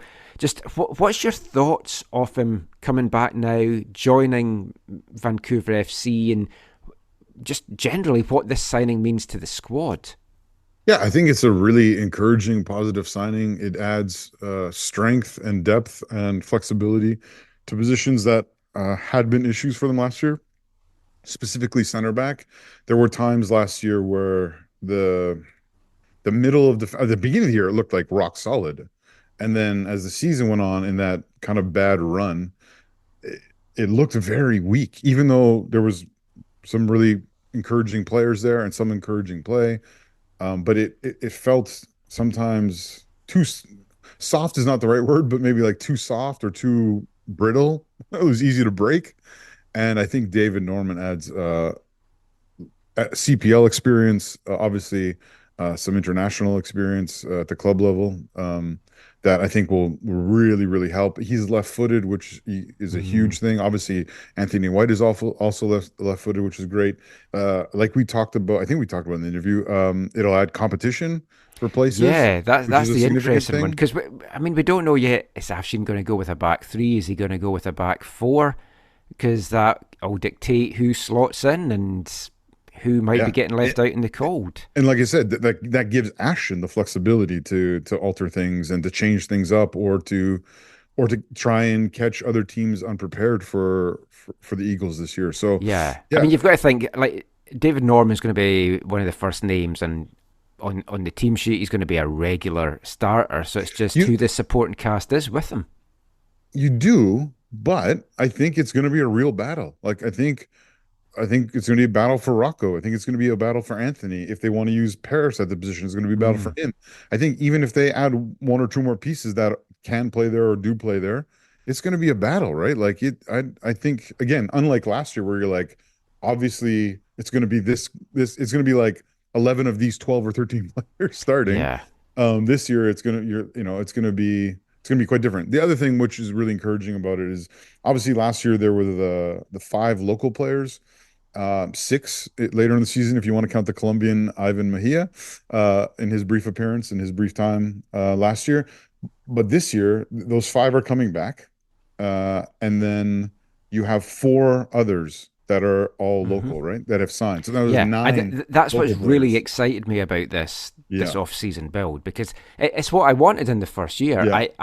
I wanted local guys, and I appreciate there were some local guys on, but I wanted local guys that I knew, guys that I'd watched, guys that I feel an affinity to. Totally. And you want to cheer them on. You want them to do well. And I felt I didn't have that last year. And as good as TJ was and some of the other young guys, it's like you do want guys that you've followed their career and that you've watched them come through. And now we've got that. Yeah. And this does hit a different segment, right? Yeah. I mean, everyone who, I think most people who were there most games last year, I think felt that with players like TJ and James, even if they hadn't seen them play growing up. You just felt like they're one of our own, and man, we're seeing them grow into an amazing player or continue to develop as a quality player that has potential to do great things for us and do great things beyond us.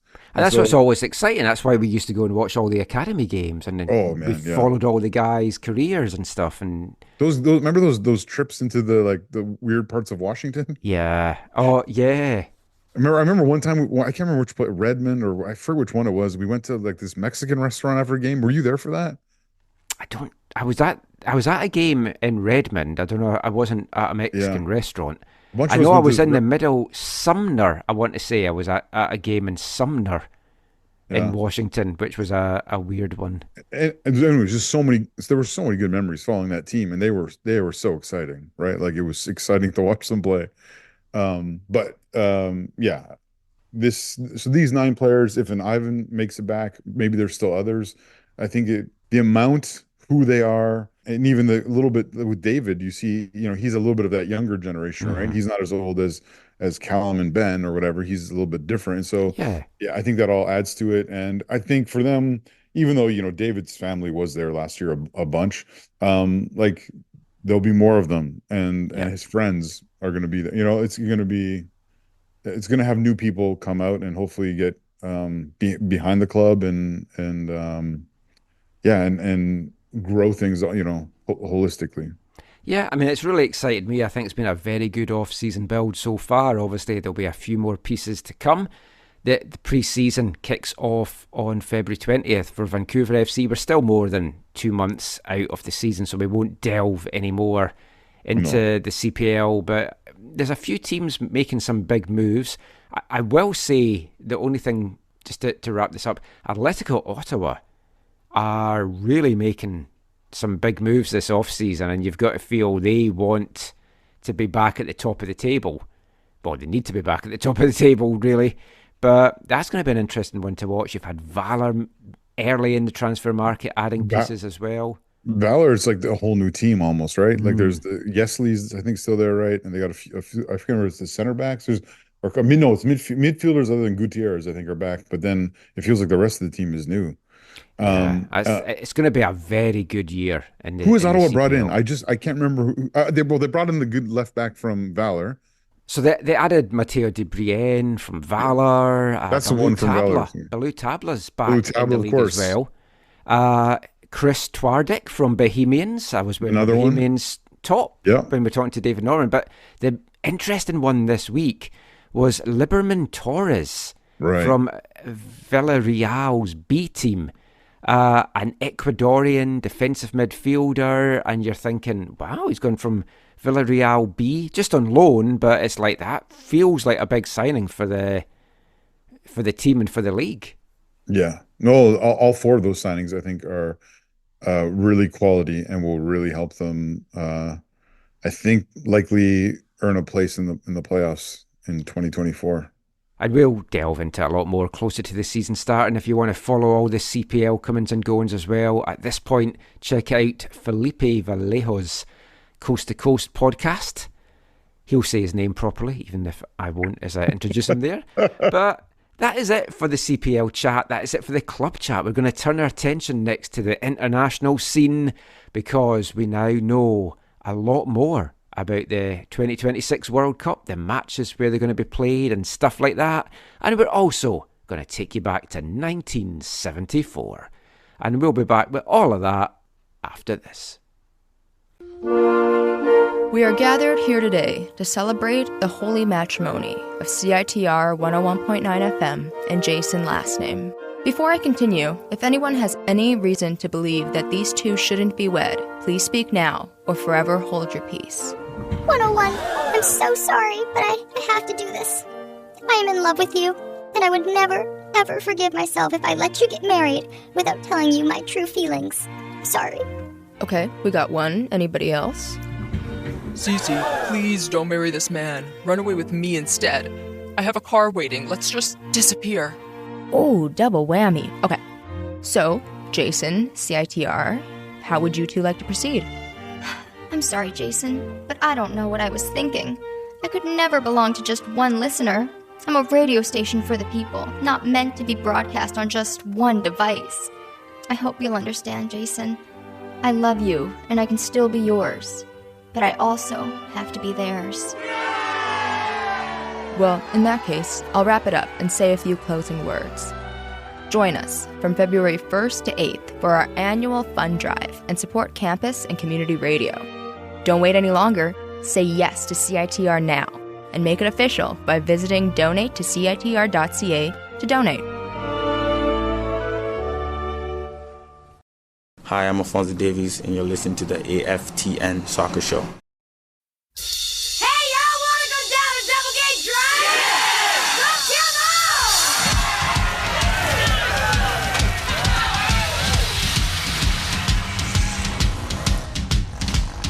Welcome to the dive.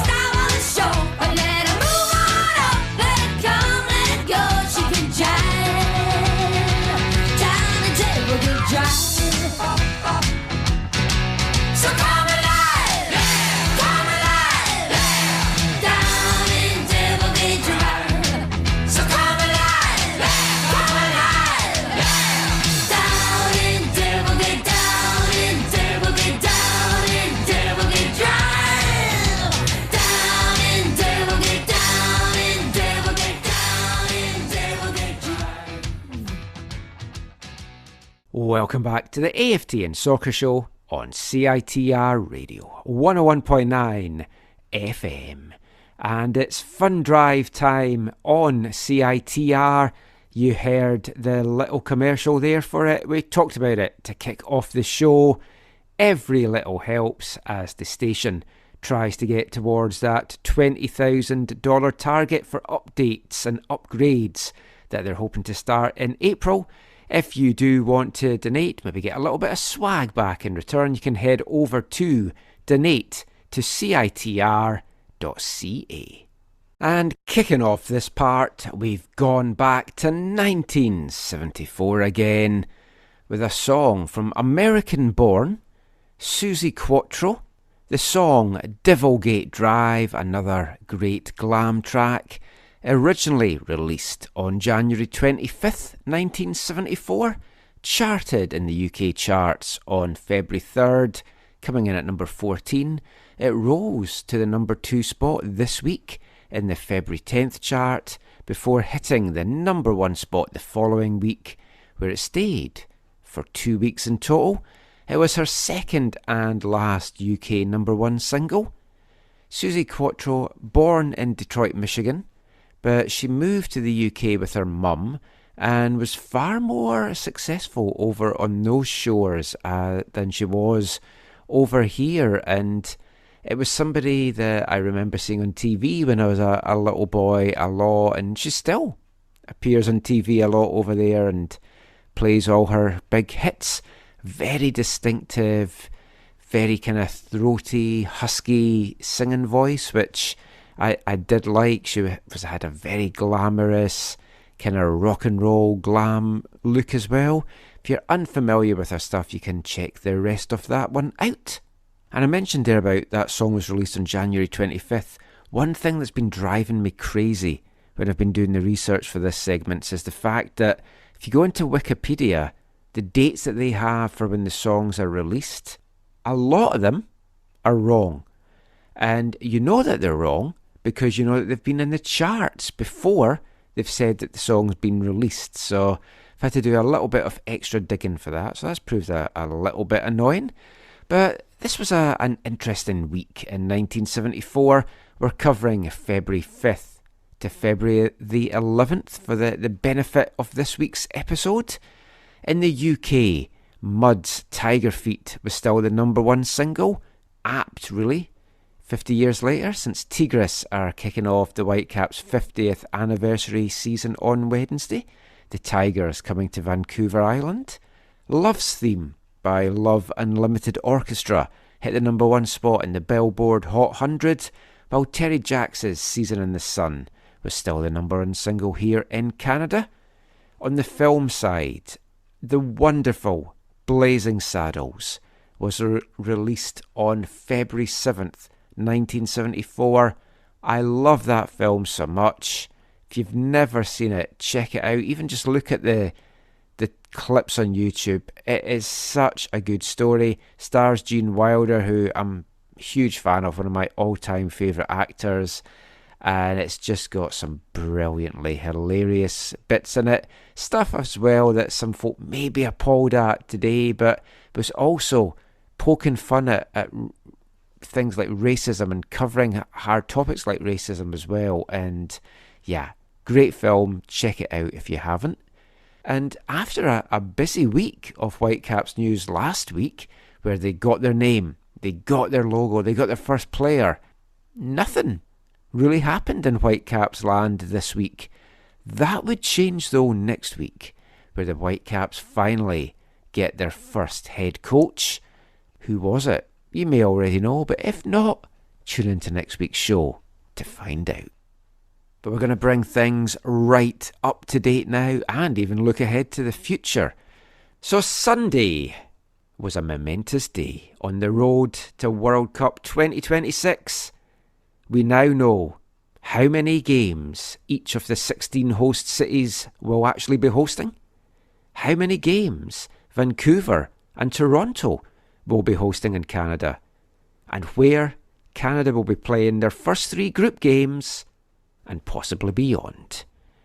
Vancouver and Toronto will each host 5 group games, with both cities hosting a round of 32 match-up, and Vancouver also hosting a round of 16 tie 2.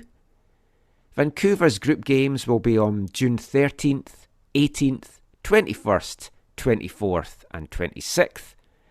The round of 32 game is on Thursday, July 2nd, which is also the same day that Toronto host. I thought Canada Day they would have gone for, but no. And then the round of 16 game in Vancouver is on Tuesday, July 7th. So that's 7 games for Vancouver, 6 for Toronto, 13 for Canada, the same as Mexico.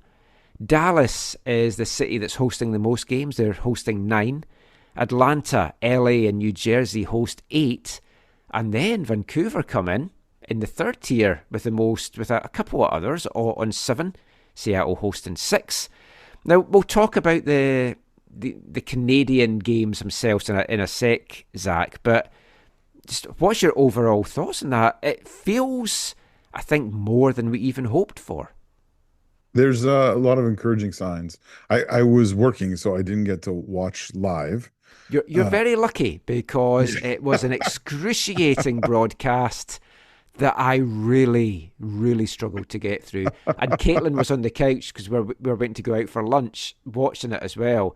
I could just see her shaking her head from the corner of my eye at a few things.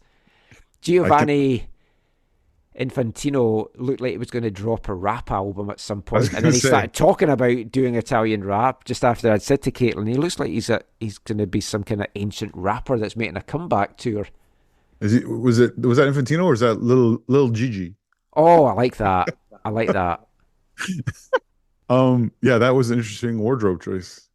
Not bad, but just interesting. Yeah, but the color kind of blended in with his skin tone as well, which was weird. Yes, that's true. But no, see, so I was just he's unfortunately seeing messages that I know, because didn't you said to realize. me, no spoilers. I said, no want spoilers. to I'm watch going to watch it. it later. And then I started getting all these messages that I didn't know what they were about. And so it was my own fault. If I really wanted to watch it and with no spoilers, I should have been a little bit more militant about that. But at first I was a little disappointed because I heard five games, Vancouver, 5 games, Toronto. I was like, with all those added games, we didn't get one more game. And I was like, really? Like, you got to be kidding me.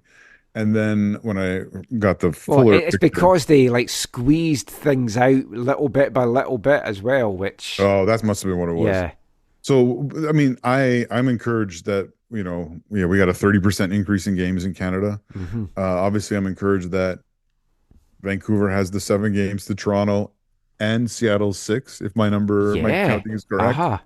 I'm a little. I had some disappointing things because Vancouver and Seattle look to be hosting a group, so there's going to be like, I know a lot of fans are hoping to go down the I-5 and vice versa. Seattle fans are hoping to come up to Canada to take in as many games as possible. So there's a couple of clashes, and that is frustrating. Yeah. When I look at the schedule in an ideal world, Michael, I hope I can get to 12 games. With just the Canada game in Toronto and then 12 between here and Seattle. That's in an ideal world at this moment. I might not have the money to do that.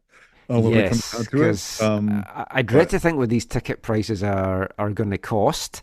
I'm going to try and take in what I can on the West Coast. Yeah. Again, money-wise, factoring into it. So, I mean, I'm hoping I get accreditation media-wise. I wouldn't see why I wouldn't, since I have previous big tournaments, including World Cup. But you never know, because there's obviously going to be a lot of demand, and a lot of folk that don't even cover football will get accredited and at these games, which will be very irritating. But I just think in general, it's exciting to see this now in black and white.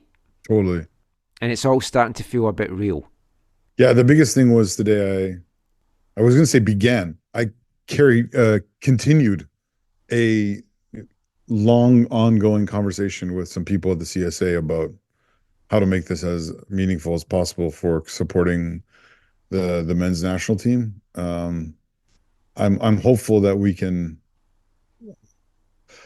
the Voyageurs can do things that they haven't been able to do in the other countries that they've been to World Cups at. Because the World Cup, it's a strange thing where there's all these restrictions. Like, you think, getting into an MLS stadium is bad with their restrictions and whatever. Like a World Cup stadium is exponentially more than that. However, there are many countries who make it possible for their fans to support in the ways that are meaningful to them in spite of those restrictions. Yeah, but you have to think as well, those CSA hands will be quite tied. It's all going to be FIFA regulations. But that's the thing, Michael. All those other countries have FIFA regulations as well, and I don't know how or why they get around them.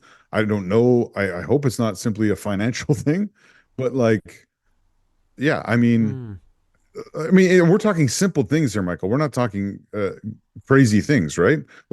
Without going into the stories we've told in the past, but in Doha, at every game for the DFB, their section was filled with German flags on poles that you could personally not bring into the stadium. Oh yeah, because you mentioned folk. Can I get a flag? And it was all shared, and yeah. Well, there was flags outside the stadium that they would give away. Right, those are different. Those are just the nation flags. They would give them away. These are like DFB branded German flags in the section with poles on them for their fans to wave. But those poles, you can't get into the stadium. You know what I mean? But the DFB somehow worked it so that they're allowed to bring those into the stadium for their fans. I mean, hopefully Poland do qualify. Sorry, what? Is that the polls that you're hoping to get in the stadium? Oh, you're hilarious. Yeah, I wouldn't mind Poland. I mean, with 48 teams, I'm sure they could. Hopefully they will. Especially for people who listen to the podcast like Tim. Tim's going to want Poland to be here. He would love for them to be in Vancouver. Maybe even against Canada. But no. Clearly, I want Scotland here. Exactly. But seriously though, like there are these things where it's like, oh, well, federation, like the CSA said, oh, we can't do anything about that, and then you're like, yeah, but look over there. Yeah. How is it getting done over there?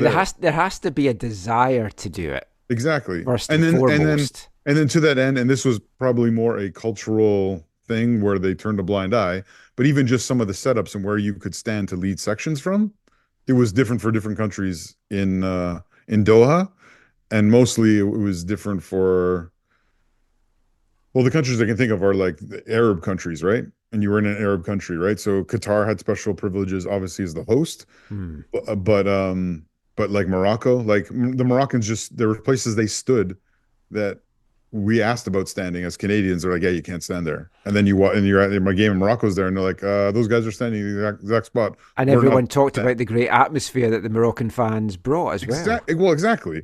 So I've reached out to people, not at the high levels of the CSA, but people who, through the Voyageurs. I was going to say there's not that many at the moment. Well, yeah, that too. But no, the people I've been working with over the years, to get things set up in a BC place specifically, whether it's flags or displays or drums and whatever, like even just drums, Michael, like even just getting a drum into the stadium can be extremely difficult. That's not necessarily impossible, but extremely difficult. And so these are not conversations for the spring of 2026. They're conversations for now. Yeah, you know what I mean? Well, you've got over 2 years to sort it out. I don't think you would think it wouldn't be an issue.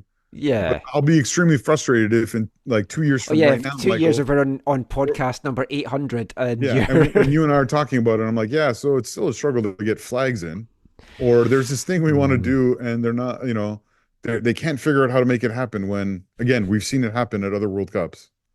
Well, let's look at the games that Canada have. We know they have 3, and they kick off their quest for glory in Toronto on Friday, June the 12th, before games in Vancouver on Thursday, June 18th, and Wednesday, June 24th. They will stay in Vancouver if they advance, depending on group placement. They could end up somewhere else, and I mean, who knows? Now, sorry, say that one more time. If they finish first in the group, the round of 32 game will be in Vancouver? Yes. Oh, wow. And the round of 16 if they win that. Really? Yeah. Oh, wow, that's encouraging. Because they want as little travel for the host nations as possible. I'm only looking right now, and I'm looking at the big the digital hub FIFA, just the whole schedule.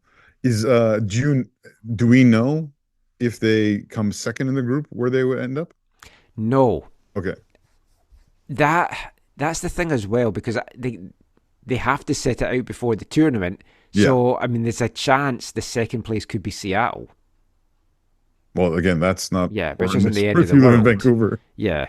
But I guess it depends if they're playing a group winner, because then that group winner could be anywhere. And then it's all going to be weird, because there's going to be third place teams going through and... Oh, right. Yes. It's all different because it's the 48 teams. Because initially when I saw it, I put a tweet out going, oh, we've got a round of 16 game and a quarter final here. I was like, oh, no, we don't, because there's 48 teams in it. So to take that down and retweet the brand new round of 32. Michael. Yeah, I'd forgotten all about that. Favorite. Because the interesting thing is, like, the US are playing all their games on the West Coast. 2 in LA, 1 in Seattle. So as soon as I saw this, now obviously absolutely delighted we've got 2 games here. It's nice that it's split between the 2 cities. So Toronto get a game, we get a couple of games. If it had been the reverse, they got 2 and we got 1, hey, we still got a Canadian game. Yeah. At the same point, the other part of me is like, why are they making the team go across country? Yeah. It is insane to me that they would do that. It is. I don't disagree with you, but again, I think that comes down to this may never happen again in like our lifetimes. I'm pretty sure it won't. And so isn't it just in Saudi Arabia now forever from 2030? Oh, please, let's not. I don't want to talk. Yeah, let's not talk about that. But no, but in all seriousness, right? It's like for Canada, it's like, will we ever host again in the next 50 years? So I think they feel obliged to share it across the host cities. And I mean, do can get you it. imagine? Can you imagine if Montreal or Edmonton were also hosts? They might have tried to put Oh. one in each. Oh man, that would have just been. Like, I mean, they if would they have, had come I out don't and think they would have said, forced it, but "Oh." you definitely, they would have had a conversation saying, "Hey, Yeah. we're in 3 cities. We need to play in the 3 cities because that's what's best for Canadians." Even though on the sporting level, it's not ideal. No. If Do they you put also all do- 3 games in Toronto, yes, I would have been mightily pissed off. Yeah, But going Or into this Vancouver, draw, do it that in was what I was reverse. expecting. Yeah. And if all 3 games had been here, obviously we'd have been cock-a-hoop, and the folk out east would have rightly been pissed off at that. You know how I learned the U.S. first game was at SoFi? How? Mark DeSantis' social media. Oh, He put it in his Instagram stories saying, "Oh, Well- the Los Angeles is hosting the first American game." it's interesting. I jumped on the call with Greg Berhalter after the draw. Canada didn't have a call because they haven't really got a head coach, I guess, to have on. It was a bit awkward because on the TSN CTV coverage, well, the overall coverage, they spoke to Mauro, and it's like, I don't think he's going to be there for 2026. But yeah, they had a conference call with Greg US Soccer, and I'll play a little bit of it first, and then I'll talk about what he said. So here's US head coach Greg Berhalter.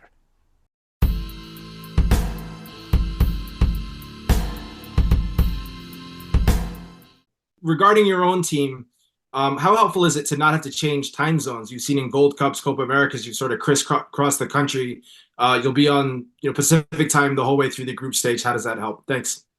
Regarding the time zone shift, it is important. That was a factor. One of our, it's no secret that the teams were able to give FIFA some input in terms of the venues. And our main piece of advice was about the travel, trying to minimize travel, minimize time zones, because we know the wear and tear that can take on your body during a major tournament. So overall, excited about the single time zone, excited about the lack of travel in the group stage, and looking forward to a strong World Cup. Greg, speaking of the influence that you had, perhaps on the decision making by FIFA, did you want to be on the West Coast, or did you want to be on the East Coast? Was there one area of the country, or maybe even in the Central, where you wanted to be, and this is where you ended up?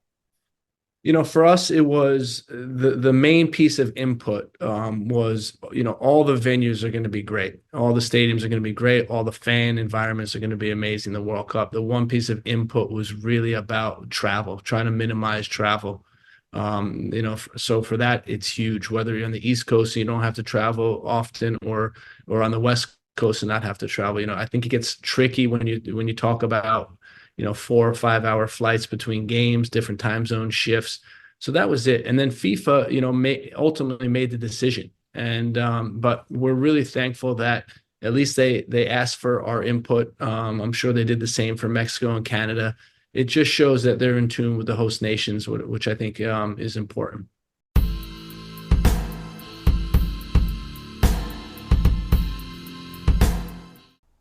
So Sebastian's dad there, just chatting about the World Cup draw, and very telling. He was like, yeah, we sat down with US Soccer, we sat down with FIFA, and we said, we want the minimum amount of travel possible for the group games. Yeah. And we'll maybe slowly work our way east, because the final's going to be in New Jersey. So he wants to slowly work his way east. He wanted all the games in the same time zone. That was vitally important to him. Yeah. And it makes sense. Yeah, I just hope this doesn't come back and bite Canada in the bum, but it's great for the country. I get why they're doing it. It just doesn't sit totally comfortably with me, but hey, who cares? We've got games in the World Cup here in Vancouver. It is a reality. How long ago was it, Michael? Was it 2 years ago? Or not even that long, where we were not on the list, right? Well, that's the crazy thing as well. I wonder how folk in Edmonton are feeling about this. Yeah. I mean, they've gone the short end of a lot of things, a lot of sticks in the footballing sense in Canadian football. So I feel bad for them. Other than that, it's easy to travel to Vancouver for these games. Yeah, I can imagine if Scotland get drawn here, I'm going to have a lot of people getting in touch going, do you happen to have a spare room or a sofa or anything? Would Caitlin mind if we slept on the floor in the living room? Hey, if I can make some money on it. I've already promised my spare room to Eve from the Ball is Round podcast in return for her looking after our dog. Oh, there you go. Because you'll be where? Well, hopefully travelling down the West Coast watching some other games. Oh, all right. Watching some Scotland. Yeah, wherever Scotland are, that would be tough because I'd want to go and watch them. But obviously we've got games in our home city, so I don't know, we'll see. The World Cup in 26 will kick off at the iconic Estadio Azteca in Mexico City on Thursday, June 11th. The final is scheduled for Sunday, July 19th in what they're saying New York, New Jersey. Now, Greg Berhalter is a New Jersey boy, and he was actually asked on the call, do you feel that it is New York and New Jersey, or do you think it's just New Jersey? And he gave an interesting answer because he went, I mean, obviously it's there as New York, New Jersey. That's what FIFA's saying. But for me, it's New Jersey. Yeah. Miami is hosting the bronze medal matchup, the third place matchup. Dallas and Atlanta are staging the semi-finals. It had been rumoured that Dallas were maybe hosting the final. What happened with that? I don't know. But then afterwards, folk were like, oh, it was always going to be New York. And it's like, that's not what I read last week. And the Dallas, stadium of in course, Dallas are is hosting bigger, the most right? games. Yeah, that's why they're hosting the most games. I mean, going back to Canada, to me it made sense that Canada would play all three of their games here because we were the bigger stadium. Yeah. So to me that does make sense. Yeah, of course. Now, FIFA have said it's an innovative match schedule that ensures that the 3 days of rest for teams is observed for 103 of the 104 matches. The majority of matches will be played in 3 regionalised zones, East, Central and West, just to reduce travel for players, fans, media, everyone basically. But there's only 4 cities in the West, us, Seattle, LA, and the San Francisco Bay Area, stroke San Jose. I mean, I'm a 49ers fan, and it pains me that the 49ers aren't in San Francisco. They play in San Jose. So that's interesting, and it's good that we can hopefully get up and down the coast. Here's my question for you. Mm-hmm. And I mentioned this on Twitter. Dwayne Rollins was like, nope, not going to happen. But this rumour has been around for a while now. So, Mexico kick off the tournament. America close the tournament. Oh, the draw? Does Canada get the draw? And Vancouver was long mooted as being where that draw would take place, with East Van lad Victor Montagliani pushing hard for that. It might just be my heart leading my head here, but I think that's a distinct possibility. So on Twitter, Dwayne said no. Did he say why, or did he No, say... he just said we'll not get anything except the games. I don't necessarily think that.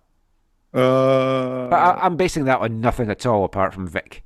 Yeah, did Mexico get another part of this announcement before? No, they're just getting the opening game. Okay, yeah, they're just getting the 13 games like us. I mean, what you say makes complete sense and is incredibly logical. So I think it's highly unlikely. Yeah, it's not going to happen. I mean, Toronto would also make sense because it's less travel for everyone because it's on the East Coast for anyone coming over from Europe. So, I mean, if Canada was to get it somehow, I just think that would be fantastic. Oh, yeah, it would be great. I'd be stoked. Yeah. The draw, it's usually in December, right? The year before? Yeah. Yeah. It'd be too snowy in Toronto. It would have to be here. Exactly. Well, no, but it's always an inside affair, Michael. It's not outside. I mean, New York, of course, hosting the final is probably going to have a big shout to do that as well. But yeah, I mean, just for us as a city to be part of it is just absolutely magnificent. And like Victor Montagliani as well, East Van lad, how special must this be for him? Oh yeah, I think, yeah, I know he was a part of the broadcast. I haven't, like I said, I haven't watched it, but yeah, I assume all of this is incredibly special and fulfilling for him. And yeah, it's exciting that we have a Canadian playing a significant role in FIFA. Obviously, it's an organization that has a checkered past, and you hope that doesn't taint Vic in any way, or hurt us as a country in any way also. But yeah, no, I in your language, Michael, I imagine he's cock-a-hoop. Yeah. I'm actually going to reach out to Vic this week because we've got our 600th episode next week. So, I mean, what would be better than to have the president of CONCACAF and the vice president of FIFA on it? So, I mean, Vic, if you're listening to this, before I get in touch, if you want to get in touch, it's going to be a good week for Montagliani's. That's all I will say just now. We'll talk a bit more about that next week. But yeah, it's all exciting. And as long as we don't have to put up with Kevin Hart trying to be funny anymore, I'm sure we will. That was a bizarre choice. Not quite sure. Surely, like, if you're going to get someone, Will Ferrell would at least make sense. Yeah, would have ticked a lot of boxes. Yeah. Matthew McConaughey, someone that's actually got some involvement. Yeah. But yeah, we'll see how that goes. I cannot wait. Counting down the days already. It's going to be so much fun. That has been pretty much it for this episode of the podcast. It's been a lot of fun as well. But we will finish as we always do with this episode's wavelength, and I'm bringing an international flavour to wavelength as well, because we're going back to 1979 and a song from a Ghanaian singer. Maybe Ghana will be here in Vancouver. That'll bring some good atmosphere to the games. This is a singer called Sidiku Buhari. He is a former track star. He moved to the US, even played some semi-pro baseball, and he recorded a series of African disco albums in the 70s. His son, Malik Buhari, was actually a footballer who was capped for England at under 15 and under 16 level, played for Fulham and a number of non-league sides as well over in England in the 2000s. So this is a song by Sidiku Buhari, Disco Soccer.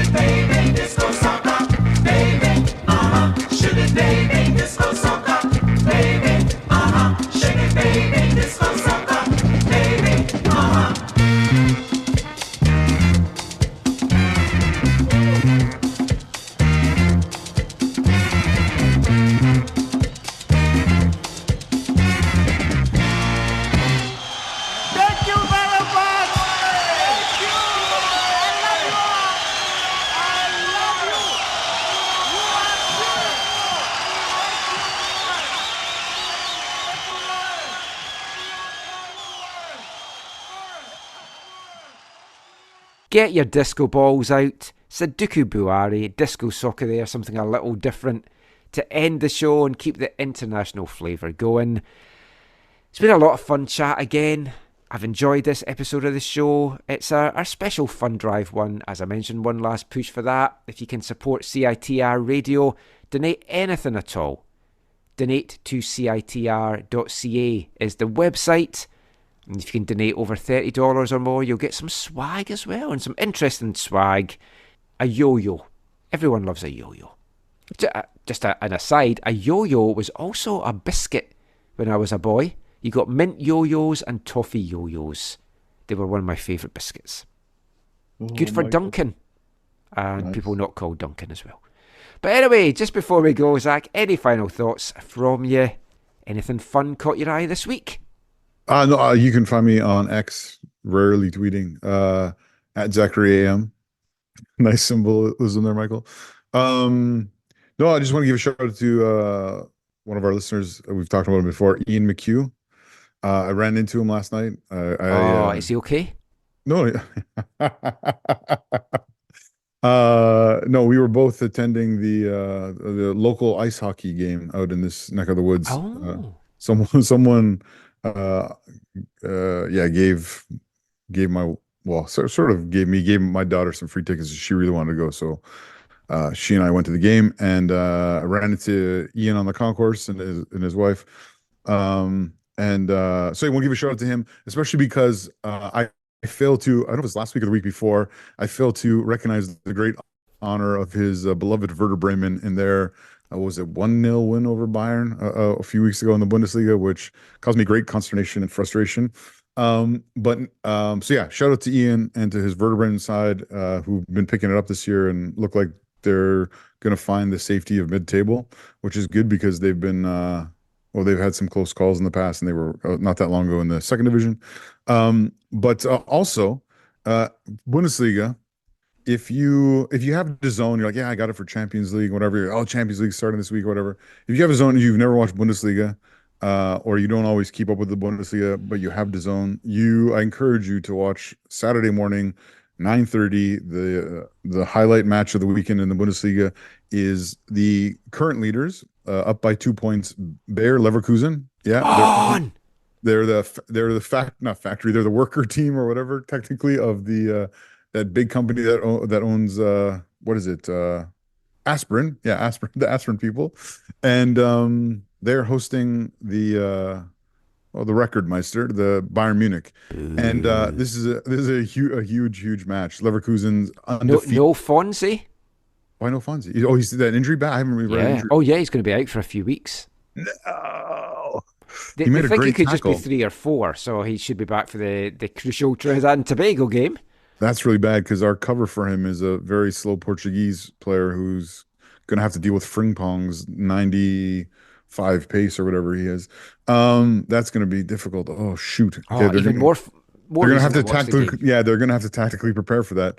But no, anyways, it's going to be a massive game, and it could literally, even though it is February, it could literally determine the title, and even if it doesn't ultimately, or doesn't feel like it determines the title in the here and now, it definitely will determine who holds the control. Right? If Bayern wins, things are in their hands. If it's a draw or Leverkusen win, they continue to have it all in their hands, and it's on them to kind of keep the pace. They're undefeated, Michael. The 20 game. This is the 21st game coming up. The 20 games undefeated in the league. Going back to last year, it's over. I forget what the number is, but they're looking to break some of Bayern's records in these next few matches if they can keep going, and this is continue to increase the value and the kind of the esteem with which Xavi Alonso is held as a coach.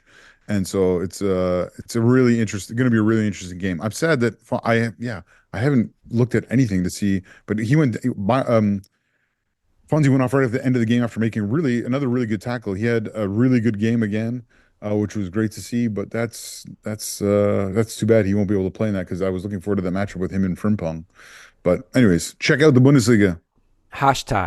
# we are all Leverkusen. Well, you know what the real hashtag is, right? No. Neverkusen. Oh.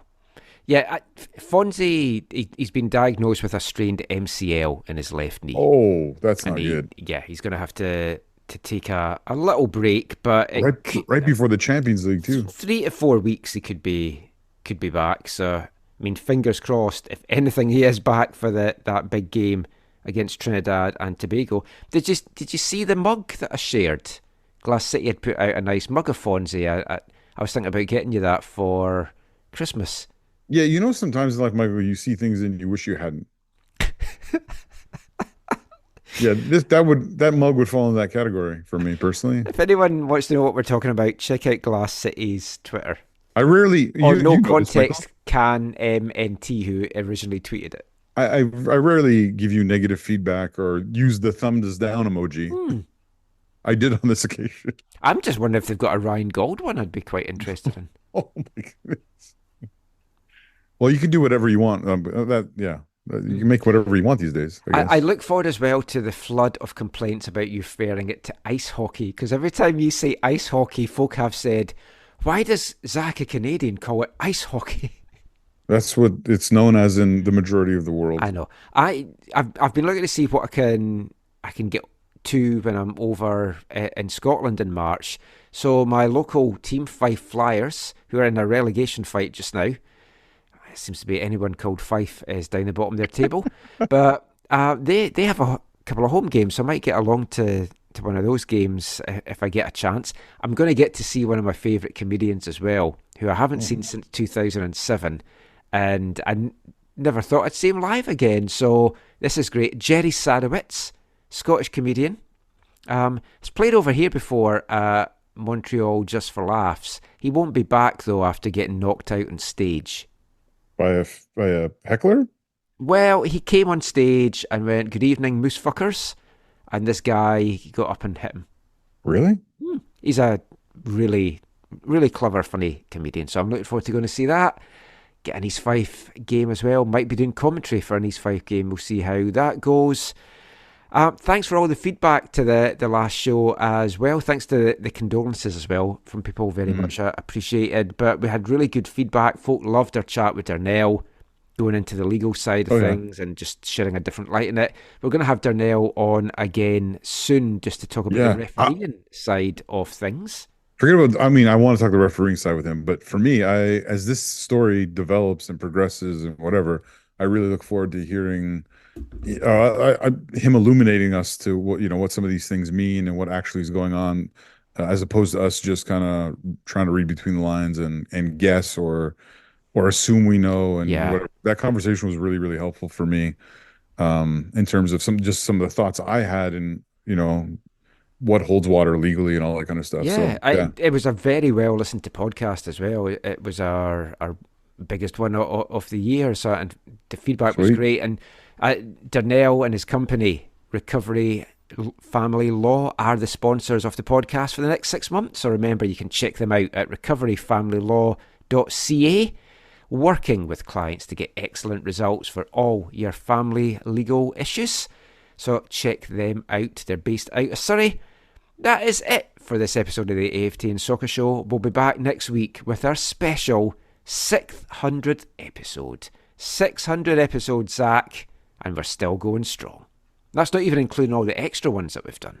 For real. Got one interview already lined up for that. As I say, we are going to reach out to Big Vic, see if we can get him on as well. If not, I'm sure we'll get another couple of surprise guests on the show. But we will be back with that 600th episode next Monday. Until then, thanks for listening. Take care. Mon the Caps and Allez Le Rouge.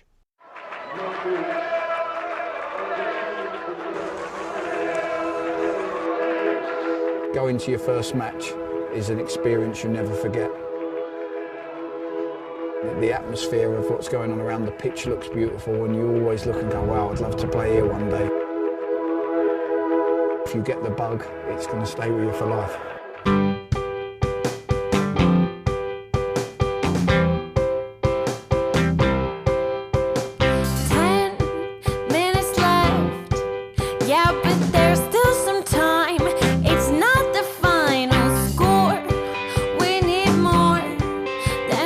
Number